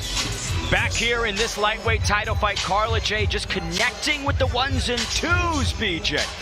Corners, 10 seconds. Right down the middle, you see Carla Jade landing her shots and giving Darren a little bit of space, taking what she's giving her, not trying to do too much. I got her up 2-0, Ben. I agree with that, BJ. Round 3, lightweight title, hanging in the balance. The challenger, Darren Harris, again pushing forward, keeping that head down, trying to close the distance, but taking so much damage for those efforts. Nice short right hand by Carla, and you see Carla, whenever Darren comes in, she's able to spin out of those corners pretty effectively and get back to the middle of the ring. That's what we call ring generalship. The 4 criteria of scoring, effective or clean punching, effective aggression, ring generalship, and defense. Carla Jade is showing a lot of ring generalship tonight. And the question that we had, BJ, was how can Carla deal with an opponent who's trying to be the aggressor, trying to pressure? And I am deeply impressed by the upgrades she's made. Yeah, she's doing a good job. Nice and relaxed, taking her time, walking Darren Harris into traps. And, you know, Darren's just got to get her head off the center and start with a body shot and not try to chase Carla's head. If she will go to the body and finish up top, she'll have a lot more success. 1 minute, 10 seconds to go. Darren Harris again trying to charge at the champion, but Carla Jade too slick, too smooth. Carla Jade using that long post, that long measure with the right hand to keep space and distance. And you see her just effortlessly spinning out of those corners, Ben, and making Darren Harris pay when she gets out.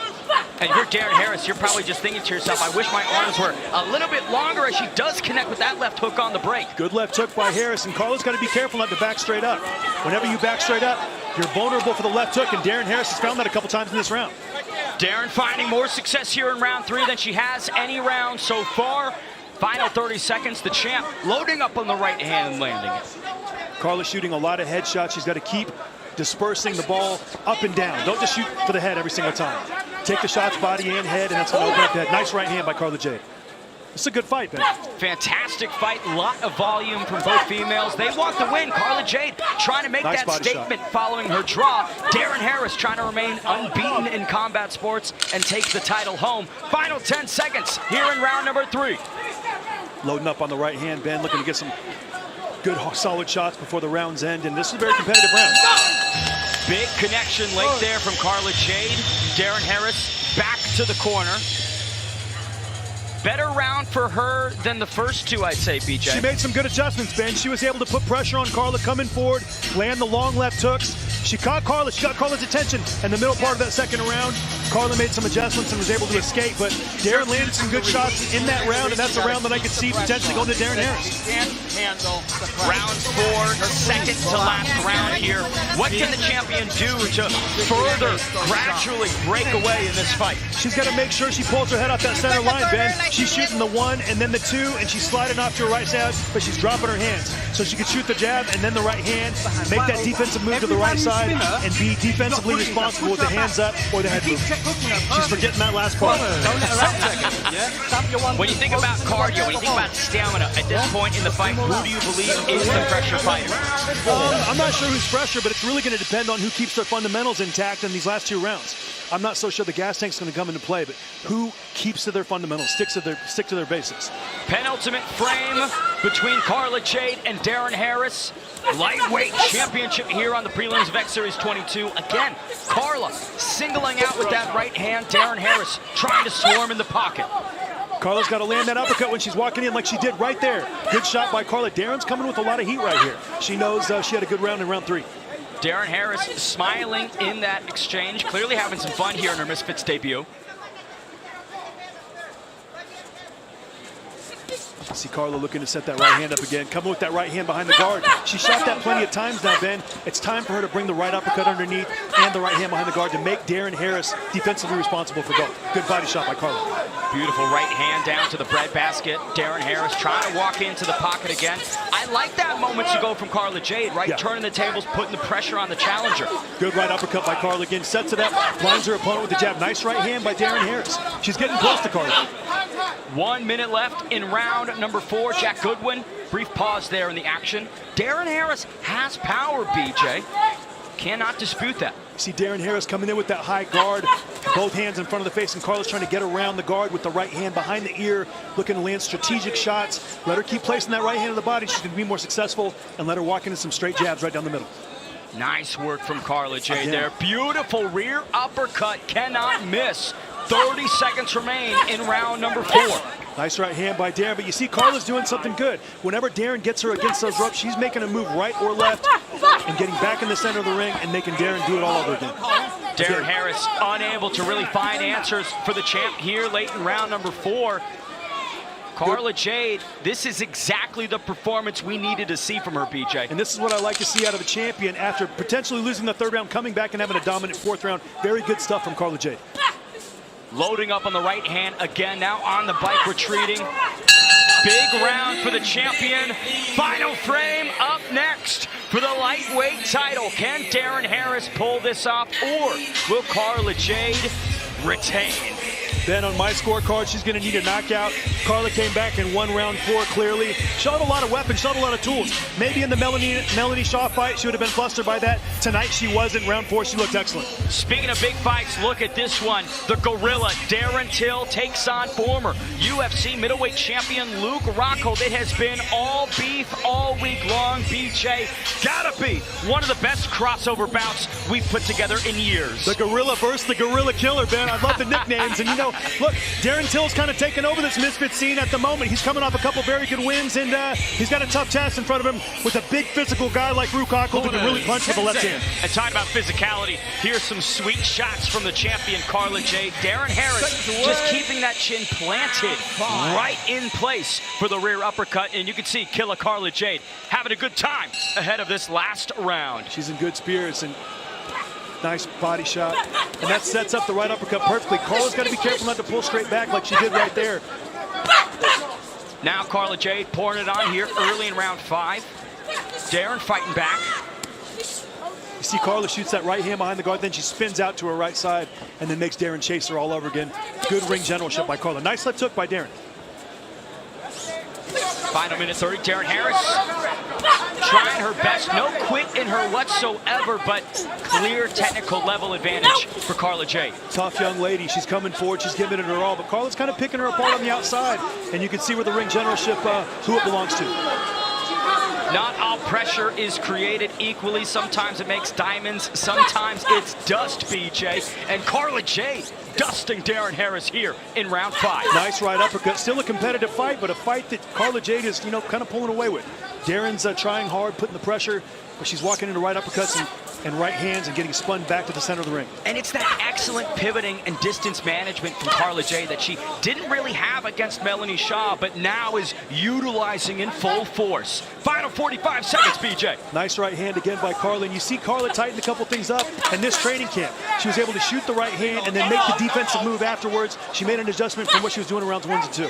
Nice body work from Harris moments ago, but the driver's seat firmly belonging to Carla Jade. I'm loving that stick with the right down to the body, BJ. It does, yeah. She's found a home for it, and it allows her to set up the headshot and land the body shot at the same time. So Darren's just walking into those punches. Harris unable to impose herself offensively. Final 15 seconds, the champion dancing, styling, moving, grooving, en route to retaining. Impressive performance from Carla Jade, Ben. Closed this fight good. I have her winning both rounds 4 and 5. After she had a tough round 3, she's making improvements. And for Darren Harris, never relenting, never wilting, not running out of gas, but Carla Jade speeding away through all of those sequences and showed us the levels that she now has. Yeah, she looked a lot better. Went back to the drawing board, went back to the training camp and said, look, when somebody puts pressure on me, how am I going to counter that? Well, tonight, we got an answer. Because Darren Harris came with a lot of pressure, and she fought a hell of a fight. Lewis Crocker and Patty Donovan will rematch for the vacant IBF welterweight world title at Windsor Park, Belfast on Saturday, September 13th. The first meeting ended in controversial fashion with Crocker taking the win by DQ. Will it be repeat or revenge? Apologies, BJ. No problem, brother. What an excellent fight. Like I said, these girls didn't have a lot to say all week. Darren Harris came in trying to do a job. She came in, gave it 100%, but Carla Jade was just too sharp. She outboxed her. She used ring generalship. Let's look at the replay here. How she got past that high guard. She was able to sneak in that right uppercut when Darren was heavy over her front lead foot. Again, using the lead jab to blind, to distract, and then slide in that right uppercut. Darren's success might have been better if she had lived up further to the nickname and calmed down, right? Stay a little bit more composed, pick your shots, be selective. Don't just charge into the pocket time and time again. Correct, but she also, Ben, would have got picked apart on the outside just sitting there. So she had to put pressure, but she's just got to vary up her offense a little bit to be more effective, to get Carla more aware of what's coming. You can see the fan zone has no change whatsoever. Carla Jade, 76% of y'all think that she won tonight and will retain. BJ, I think I agree with that. Yeah, I got it 4-1 for Carla Jade. I gave her the first, second, fourth, and fifth. The second round, the fourth round were competitive, but look, I mean, Carla Jade was too sharp tonight, and she deserves a victory. 5 rounds of fun action to determine the lightweight female champion. Let's make it official and send it inside to us.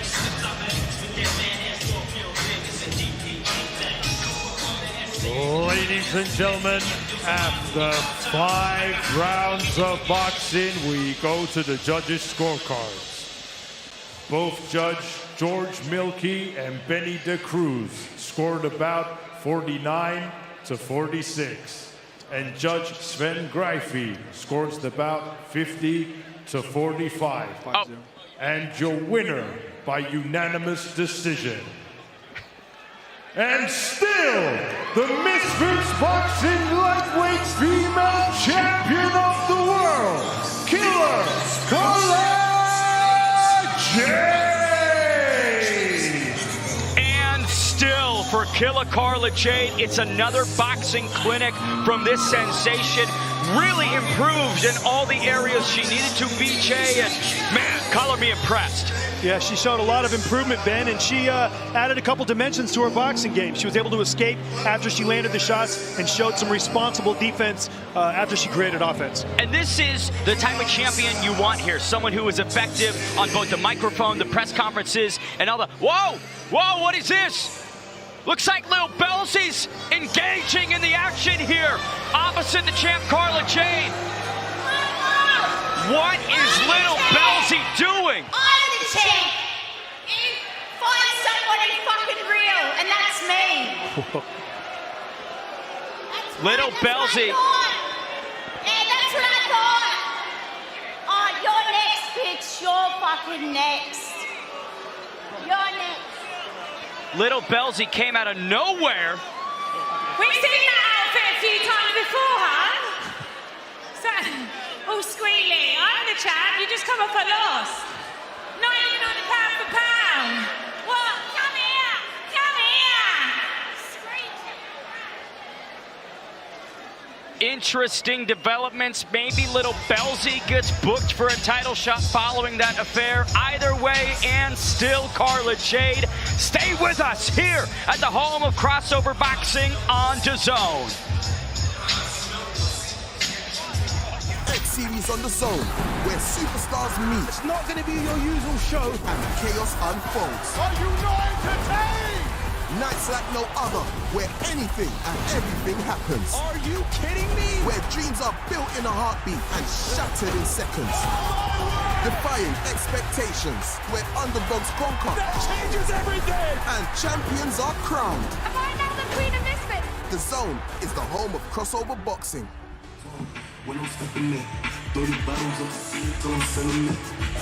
We obviously embrace all forms of combat here on DAZN, and if you're a fan of BKFC like I am, we've got you covered later tonight. Vasco Bakovic faces Wilhelm Ott, that is from Montenegro, and on September 27th, former middleweight champ, my friend James Chunky DeGale makes his bare knuckle debut. He takes on Matt Floyd, and on October 4th, Pure Violence, Mike Platinum Perry takes on Jeremy Stevens. That one is wild. Can't wait. That's crazy. That By one's the crazy. way, trained with Mike Perry just recently. That video's coming out soon. Weight concept. Wait, 1 second. We're not plugging YouTube channels here. If we're doing that, you might as well go and check out Andy's YouTube channel. We might as well. Well done. Indeed. What was going on there? What was happening there? Do you know, Leah? I have no idea. I don't know who that was, but she was really going for it. Like, normally the guys pretend like they're going to try and fight, but she was really going for it. Yeah, normally the guys like, hold me back, and they could go. You had to hold her back. You actually had to hold her back. That might be Carla Jade's next challenger. We'll see, but the champ gets it done again, Addy. We certainly do. All right, look, the champ is the champ until someone takes that belt off her. Hint, hint. Anyway, Amir Anderson is next. Pros, Peter Scara. I like this because we're starting to see pros now. We've seen a lot of this on Misfits, but Amir Anderson could be one of the best prospects we've got. Yeah, I mean, 10-time amateur national champ. The USA produces a lot of those amateur champions, but what they don't necessarily always get right is the pro scene. And Amir Anderson is getting it right in a big, big way. Misfits took a chance with him, looking at big-time promotions that were outside of the crossover space, and he went, no, I want this exposure. I want this moment. And every time he stepped into the ring so far, he's delivered. He's 4-0, and he's stepping up once again against Sakara. He is 8-1. That's not usually something you see from a high-level prospect just starting out at it. Yeah, what I like about that, Leah, is you get everything. If you're a viewer here in the arena, which is starting to fill up nicely, or at home, you're getting the prospects, you're getting some crazy stuff as well, and you're getting real professional boxing. Yeah, you know, it is a bit of a circus, but at the end of the day, there is high-level guys here as well. There's people just starting out, and it's great to get them used to fighting on the big shows, the bright lights. But the likes of Darren Till, Tony Ferguson, Luke Rockhold, like, these are some of the world's best fighters that ever stepped in the cage, so you're getting to see everything tonight. And Liam McCall on stage with us as well. Of course. And Liam McCall as well. All right, let's do this one. Amir Anderson versus Vitor Sakara. Let's throw it back to us. Ladies and gentlemen, now it's time for our next bout of the evening, scheduled 8 3-minute rounds in the Misfits Boxing Pro Middleweight Division. And now, please welcome to the ring, Vitor Siqueira.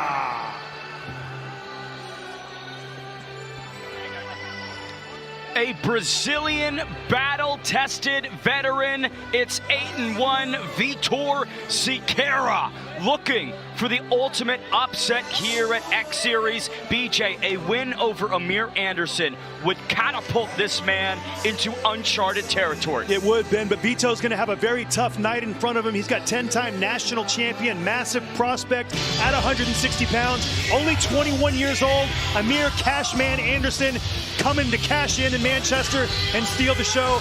This kid's got a lot of ability, and we're really excited about what's going to happen. Vitor Siqueira has not seemed phased whatsoever here in Manchester. We'll see if his dreams are realized. And now, ladies and gentlemen, please welcome his opponent to the ring, Amir Anderson. Talk about the coolest kid in school. It's the youngster, Amir Cashman Anderson, aforementioned 10-time national champion. He has been blazing through everybody we put in front of him. Nams Taylor, what makes Amir Cashman Anderson so special? Amir Anderson, 10-time national champion, accolade after accolade after accolade. The guy really is enjoying himself when he's in that ring. That's what he lives for. He loves this, the passion. It's all there, the skill. I mean, this guy is unstoppable, I'm telling you. 88% of the fan zone have Amir Cashman Anderson remaining unbeaten. We shall see if the masses are correct.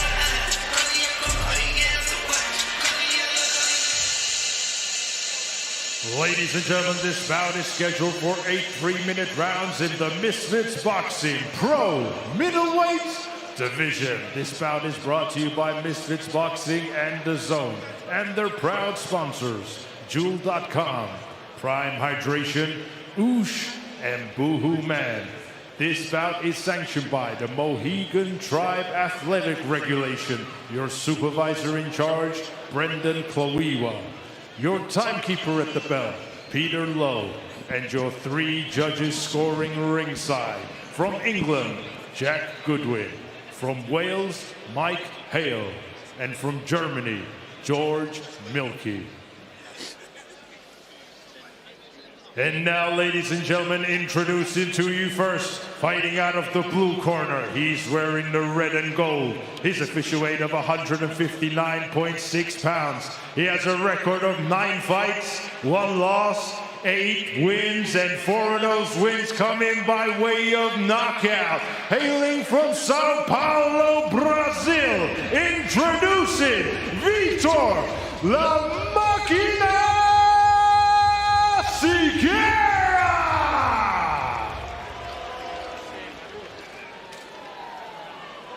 And now introducing to you his opponent across the ring, fighting out of the red corner. He's wearing the blue trunks. His official weight of 159.4 pounds. He's currently undefeated with 3 wins, and all 3 wins come in by way of knockout. Hailing from Syracuse, New York, USA, introducing Amir the Cashman Anderson!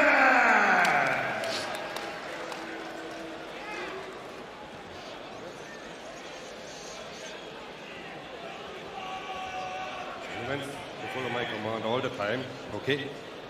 And protect yourself all the time, okay? Okay, touch close. Touch close. Sven Graffi, third man inside for this middleweight clash. 8 3-minute rounds between the Brazilian Vitor Siqueira and the showman, the performer, the prodigy, Amir Cashman Anderson. It's New York versus Sao Paulo here in Manchester. Nams Taylor, welcome back to the booth. Amir Anderson, this kid is something unreal. I had to be here for this one. This guy is special. He's a real prospect. It's so early in his professional career, but I'm seeing great things for him ahead. BJ Flores, Bendabain Davis aside the action. And BJ, when you think about the length and distance management of Amir Anderson, he truly is a sniper. He is. You know, I haven't had the opportunity to see him fight too many times. I saw his last fight. He was very impressive, breaking his opponent down slowly. What I like about Amir is he takes his time. He's a good body puncher, and his trainer, Chris Burns, really feels like as the fight goes on, Amir will continue to build momentum. Sikera, 8-1 overall, half his victories by knockout. Has not seemed phased whatsoever by Amir Anderson in the lead up to this fight. Not at all, and I think that's the important part. Amir Anderson, BJ, we put input into this to make sure he's taking steps up the ladder, taking a tougher opponent each and every time. Yeah, part of the process of building a young fighter like Amir is giving him tests. Not too easy, but not too difficult in the beginning, letting him develop his skills. Beautiful body shot by Amir. Jab down, right hand up, left hook down. Nice combination punching from the young 160-pounder. Beautiful speed and power. Sikera trying to double jab into the right hand. Nothing going. 90 seconds remain. Amir Anderson, blistering speed onto the chin. I love the jab to the body by Amir. Whenever you see a young fighter pushing that jab to the body, it sets up so many things. It sets up the lead hook. It sets up the right hand right behind it, and Amir is very aware of that. Anderson's, sorry, ma'am. Good right uppercut, left hand to the body. Combination. You see him chopping that jab to the body and bringing that right hand back behind the guard. Beautiful shot by Amir Anderson. A lot of power there from Amir. 3-0 so far here on Misfits, taking out Ernesto Olvera, Niraj, and Kijante Davis. Mams, he's passing every single test. With flying colors, might I add. 50 seconds to go here, first round of 8 potentially, but BJ does not look like the cash man wants to go to the scorecards. He doesn't get paid for overtime, Ben. Nice, beautiful left hook, right hand, and left hook to the body. I love the double jab from Amir. I want to see him calm down a little bit and be a little more, slow the punches down a little bit, but be a little more accurate. It's only round 1. Jab to the body, then heading upstairs. Anderson, nowhere is safe, opposite the Syracuse native. Sikera having second thoughts about his initial approach now, though, isn't he? He's not going to be able to come in the front door all night like that against Amir Anderson, man. Good left hook that stuck through there. Victor Sikera finding a home for one of those shots. Beautiful jab to the body. Sikera, a little bit red on the nose for some of these shots, but the Brazilian still very much here as we take it to round number 2, man. Oh, look at this. Amadeus Ferrari and Raheem Pardesi. First fight on our pay-per-view main card. Mans Taylor, that one's going to be a fun one. Oh, I can't wait. This guy is all gas, non-stop, 100 miles an hour. What is Pardesi going to do? I've said it all week. Is he going to be the Bentley to tame the Ferrari, or is he going to be a Vauxhall Skoda? Either way, it's going to be a car crash. BJ Flores. We'll see who has more gas. Amadeus Ferrari shows a lot of explosiveness, and he's got a very good trainer as well. I'm very familiar with this trainer out in Miami, teaches good fundamentals, so I'll be looking to see what improvements Amadeus Ferrari has made since his last fight with Sompapi. The question I have is just about the stamina. Will Amadeus fight smart, fight technically? I have a sneaking suspicion. The answer is no. Caution to the wind, Ben. You know, it's only one gear for Amadeus Ferrari. Talking about caution, this fight right here, round number 2 between Amir Anderson, Victor Sikera underway. And man, when you think about the heat, the blistering power of Anderson, Vitor's got to be careful, BJ. Yeah, he does. You know, he's trying to come down the front door, and a lot of times, when you're trying to get into a house, the front door isn't always the best option. You know, Amir is heavily armed at the front door, and he's taking a lot of shots. Sometimes you got to go through the window, the back door. Check the side door. Check around the back. See, some of the windows are open because Amir Anderson's coming with heat in rounds 1 and 2. Nice sticks there from Sikera. Amir guarding up, being defensively responsible. Sikera's got heavy hands, though, so Amir's got to be careful for those temple shots. He's learning in there, Dan. This is only his 4th professional fight, so this is a good test. A guy 8-1 fighting in front of a massive crowd like this, but I'm liking what I'm seeing from Amir so far. Nice evasion from Anderson. He does have this tendency to sort of shell up and allow his opponent to throw some shots off on him, Mams. I don't know if I love that from Amir. Well, he's taking it in, he's calculating, and he's getting a read, you know, and he really is very good at understanding and digesting the pattern of his opponent. Kala Sauerland and KSI watching the action ringside here at the AO Arena. Nice sticks by Amir as he circles off. Beautiful rip to the body, BJ. Yeah, the one thing, Ben, when he gets into that high guard, he lets Sikiera get some shots up. His gloves are open and his eyes are open, so he's still very aware of what's coming at him. So he's not just putting his hands up, without any defense. He's very sharp, and he's going orthodox to southpaw and just walking Sikiera into shots. Beautiful range by Amir. One on the clock here in round number 2. Vitor Siqueira's offensive success diminishing as this continues. Beautiful land from Amir. Beautiful straight jab, left hand right down the pipe, and Amir's confusing Vitor because he's going back and forth. Good defense, gloves are open, pushes him back with a nice straight jab. Good body shot by Amir. But Siqueira not to be deterred, eating all of it and still staying in the face. As we'd expect from the Brazilian, right, ma'am? Some durability. He's got heart, you can't deny that. Well, he definitely came to fight, and that's what we like to see out of an 8-1 fighter. But Amir is very sharp in there, great body shot, and looks very composed. Beautiful jab of the body. And if you're Vitor Siqueira, you can't just have faith in these winging single shots, BJ. You need to set it up. You need to lay traps. There is the work on Vitor Siqueira. Sets it up with a jab to the body, Ben. We've been talking about it all fight. That jab to the body sets up that right hand. Amir Anderson hurts Siqueira right there. 20 seconds left on the clock, Mams Taylor. That's not where you want to be against Amir Anderson. Not at all. Nope. But Vitor denying that these are hurting him. Whenever a fighter is shaking their head, suggesting that they're okay, more often than not, BJ, I think they might be a little hurt. 100%. Nice short right hand behind the guard by Amir. And Amir's really just pouring it on. I absolutely love what I see tonight, guys. Beautiful ring generalship by Amir.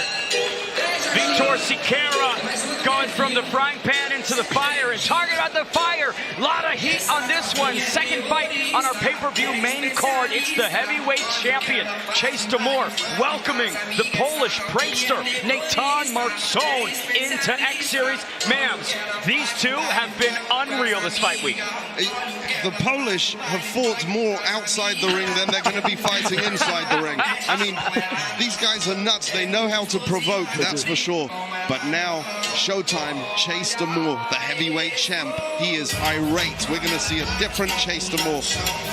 Beautiful jab to the body, right hand up top by Amir Anderson. Backs his man into the corner, lands another right hand, and he's really in total control right here, Ben. He's touching him with the jab to body, walking Siqueira into anything he wants.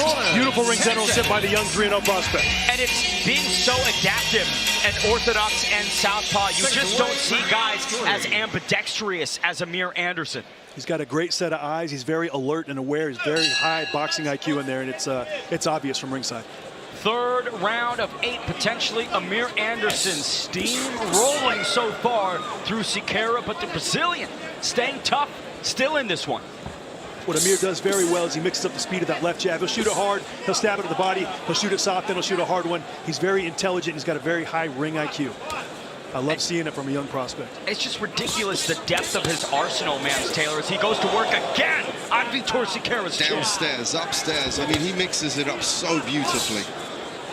You know, Chris Burns, his trainer, man, said he's a tremendous body puncher. He said, BJ, look, we want an 8-round fight because we believe Amir gets better down the stretch, and we're seeing why Chris Burns felt that way, ripping up the body of Siqueira. Ricky Hatton made that left hook famous inside this building. Amir Anderson studying and taking some notes from the legend. I just love the temperament of Amir. You see a lot of amateurs will come out sometime into the pros. They waste a lot of movement. They're not as efficient. Amir is calm, cool, collected in there, and really focusing in on what's open on Vitor Siqueira. Just under 2 minutes to go in round number 3. And Mams Taylor, when we think about guys that are the full package, Anderson so adept on the microphone, creating fun moments on social media. He is exactly what we want here at Misfits. And that was a beautiful combo again, straight down the pipe. He has it all. He really has the makings to become a great champion and pay-per-view king. Great reflexes right there. I love the punch selection of Amir Anderson. Jab body, right hand up, jab up, right hand down, chop the jab, right hand behind the guard. Just doing all the things I like to see. And now back into the southpaw stance. He's going to walk Siqueira into another left hand in a matter of seconds. There it was. There it was. With all of this offensive success, BJ, the question is not if, but when the cash man will put Siqueira onto the canvas. Hey, he's just got to keep focusing on the body, Ben. You know, it's not always about landing that one knockout shot. When you chop a tree, you never know which swing is going to be the one that takes him down. I love it, BJ. Chopping the tree, breaking inside the front door and the back door. Yes, it's good to have you back inside the booth, BJ. Thanks, brother. Appreciate it. My trainers used to tell me all the time, hey, BJ, don't try to land that knockout shot. It's just like chopping down a tree. You never know which swing it's going to be, and Amir Anderson has demonstrated that tonight. Beautiful display of boxing. Yes, and Ben Davis has chopped many a tree. He knows all about that. Maybe in my dreams. 40 seconds left in round number 3 here. Amir Anderson again, firmly in control. There it is! Down goes the Brazilian, and the final frames of the third. And look at the menacing expression of Amir Anderson. That guy is going to look to kill in a moment, BJ. 20 seconds left in this round. We'll see if Sakira can get out of this round or not. But I told you, it's like chopping down a tree. It's a matter of time before Amir Anderson gets him in trouble again. We'll talk about chopping down a tree. You might as well call Amir Anderson Paul Bunyan. Look at these shots. Deadly elbow from the showman. Amir Anderson tearing apart Vitor Siqueira. Unbelievable. But the Brazilian survives to the 4th frame. The hand speed that Amir Anderson showed on those ropes right there, the punch selection, incredible. But you got to give credit to Vitor Siqueira. He hung in there. He was hurt against those ropes with that straight left hand, and hopefully he'll comes back out for round 4. There is no interest in wilting for Vitor Siqueira. He is here to win, just like Amir Anderson is. But Mams Taylor, walk me through this action. Beautiful left hand that brings the Brazilian down. I mean, the Brazilian was fighting it. He's got all the heart in the world. Look at that left hook right on the side of the jaw. BJ hit him on the money, didn't he? Right on the button there. He did. He was looking to time him whenever the Siqueira shot the right hand. He stuck that left hand inside of it. Beautiful timing. Then Amir flowing against the ropes.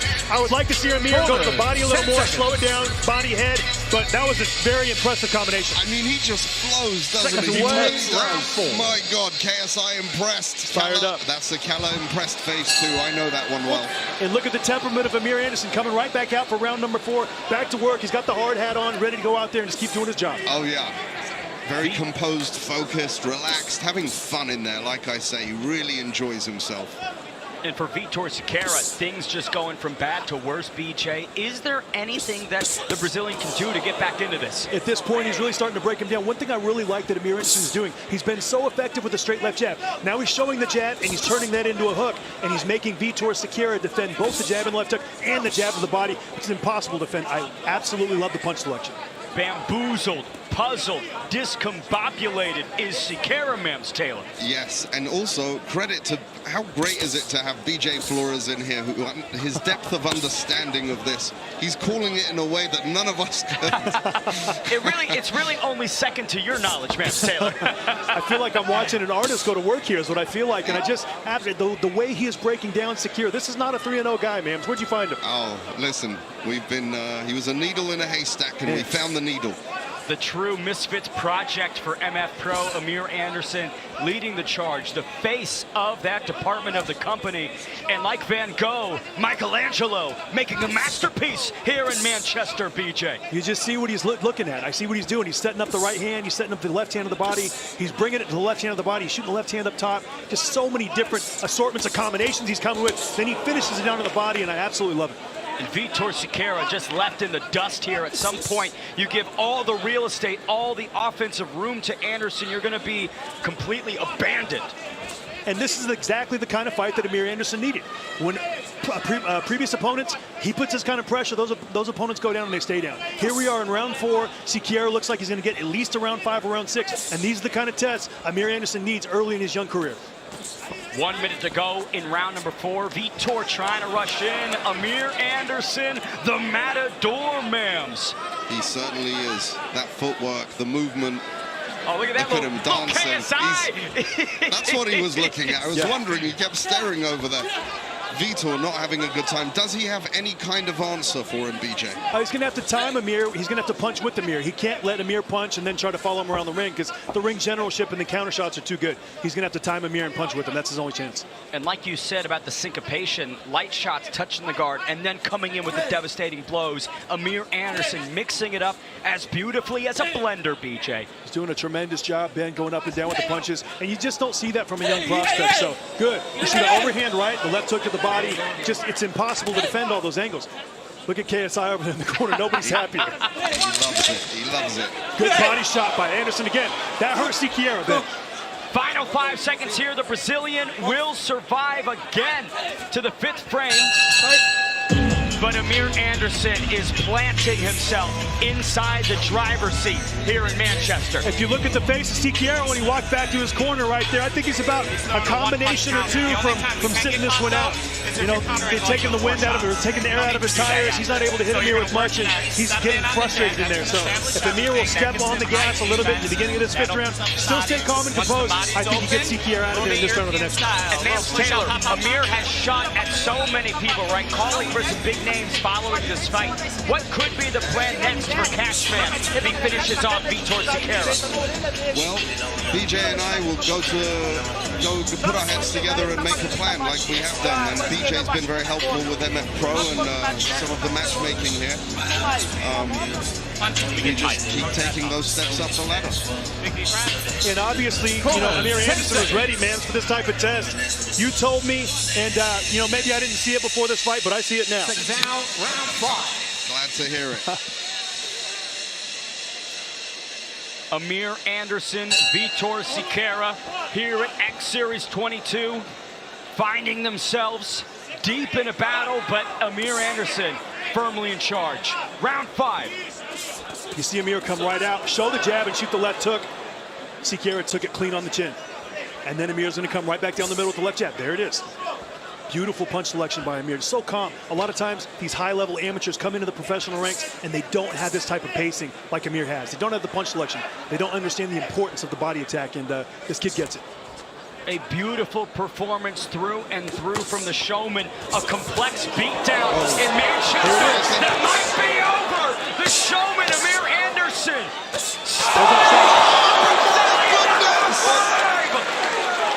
The money shot from the Cashman as he looks to make another withdrawal. That one clean combination we talked about. It's over. I saw the look in his eyes. Too much for him, and who can blame him? Amir Cashman Anderson. Hang it in the Louvre. What a masterpiece from Amir Anderson, and still unbeaten. And boy, I am just excited about this kid's future, BJ. And Ben, you break it down as a complete performance by Amir. He came out very composed in the 1st and 2nd rounds, switched up orthodox to southpaw, walked Siqueira into shots all night and broke him down. It's not about how many rounds the fight goes. It's about if you win or lose. And the way Amir Anderson won tonight was extremely impressive. Very, very high upside with this young man, man. Credit to Vitor Siqueira for trying to hang in there for as long as he possibly could, but the Syracuse native shutting him down in round 5, extending himself to a beautiful 4-0 record, all TKOs, all emphatic performances. Yes, BJ, here's one more look at the finishing sequence. You see the jab down and the chopping right hand behind the guard. That hurt Siqueira. This time, Amir Anderson gets him against the ropes, shoots the right hand, digs the left hook to the body, comes up the middle, and that was the key shot. The right uppercut hurt him, put him down. Siqueira decided he had had enough for this night, and Amir Anderson moves on to the next level. Here's one more look at that uppercut that floors Vitor Siqueira. Loaded that up all the way from Antarctica, Lance Taylor. And look at the body position and the head position of Amir Anderson. He shoots the right uppercut. He shifts off to the left side in perfect position off that center line. Looks to land that left hook to the body. Fortunately for Siqueira, he wasn't there. He went down and took a knee, and this fight's over.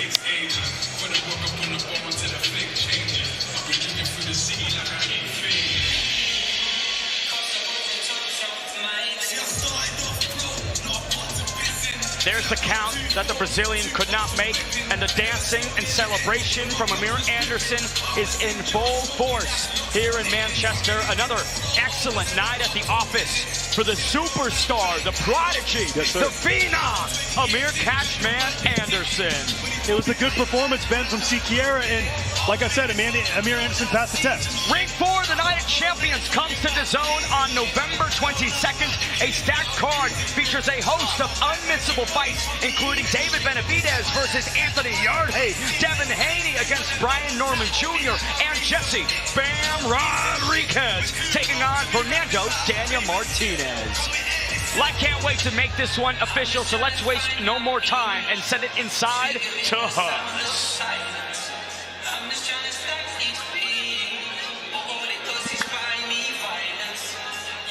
Ladies and gentlemen, the official time, 55 seconds of round number 5.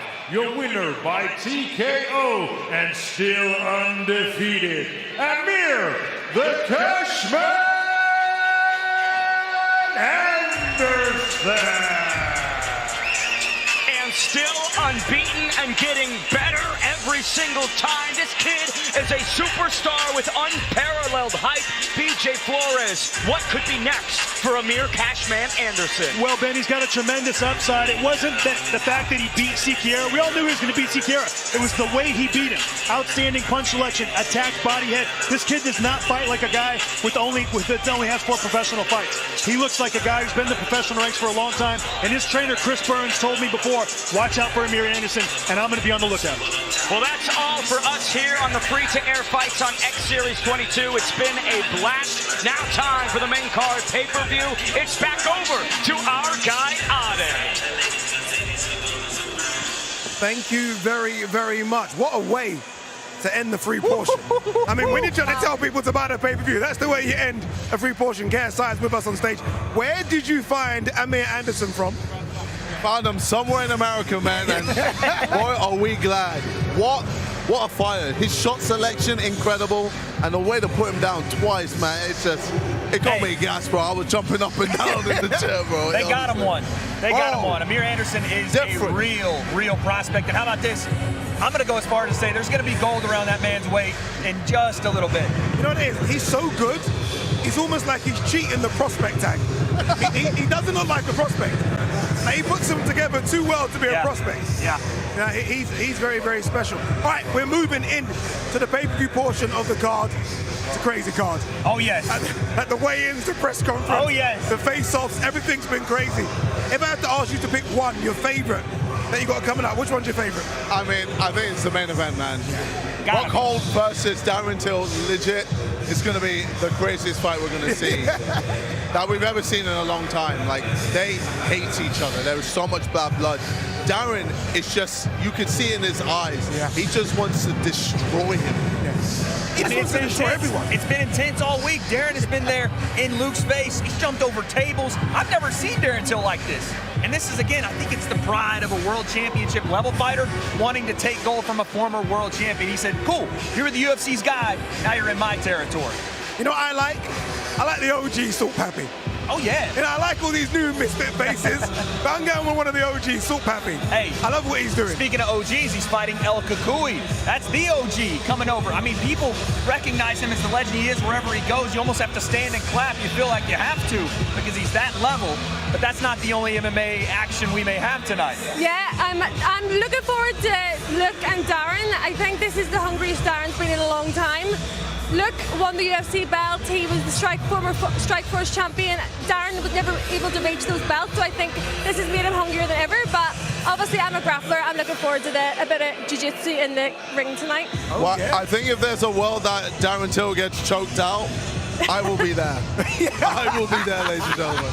Well, a world that you may not like is the Dylan Dennis world. He's stepping in tonight as well. And you think he's going to take you up on your offer? You know he's going to try and call TKO. What do you think? You know it. If he does the KO, I will double his pay. I said I'll do it. I'm a man of my word. But if he wants to make it boring and just try and choke him out against... That's not boring. That's the grappler here. You got the grappler sitting next to you. I remember all of that. It's on pay-per-view. Just go to DAZN.com/boxing. We have entertained you with the prelims. Now it's time for the main course. KSI, tell them why they should be buying this. Hey, yo, we got a massive hit tonight, should I say. Honestly, you have to buy this pay-per-view. So many big fights. It's going to be amazing. What else would you do this evening than watch some incredible fights? Trust me, it's great. There you See go. you there. There you go. I mean, look, I better leave From it the main man. Just a mic From the drop. main man. We'll see you in a couple of minutes.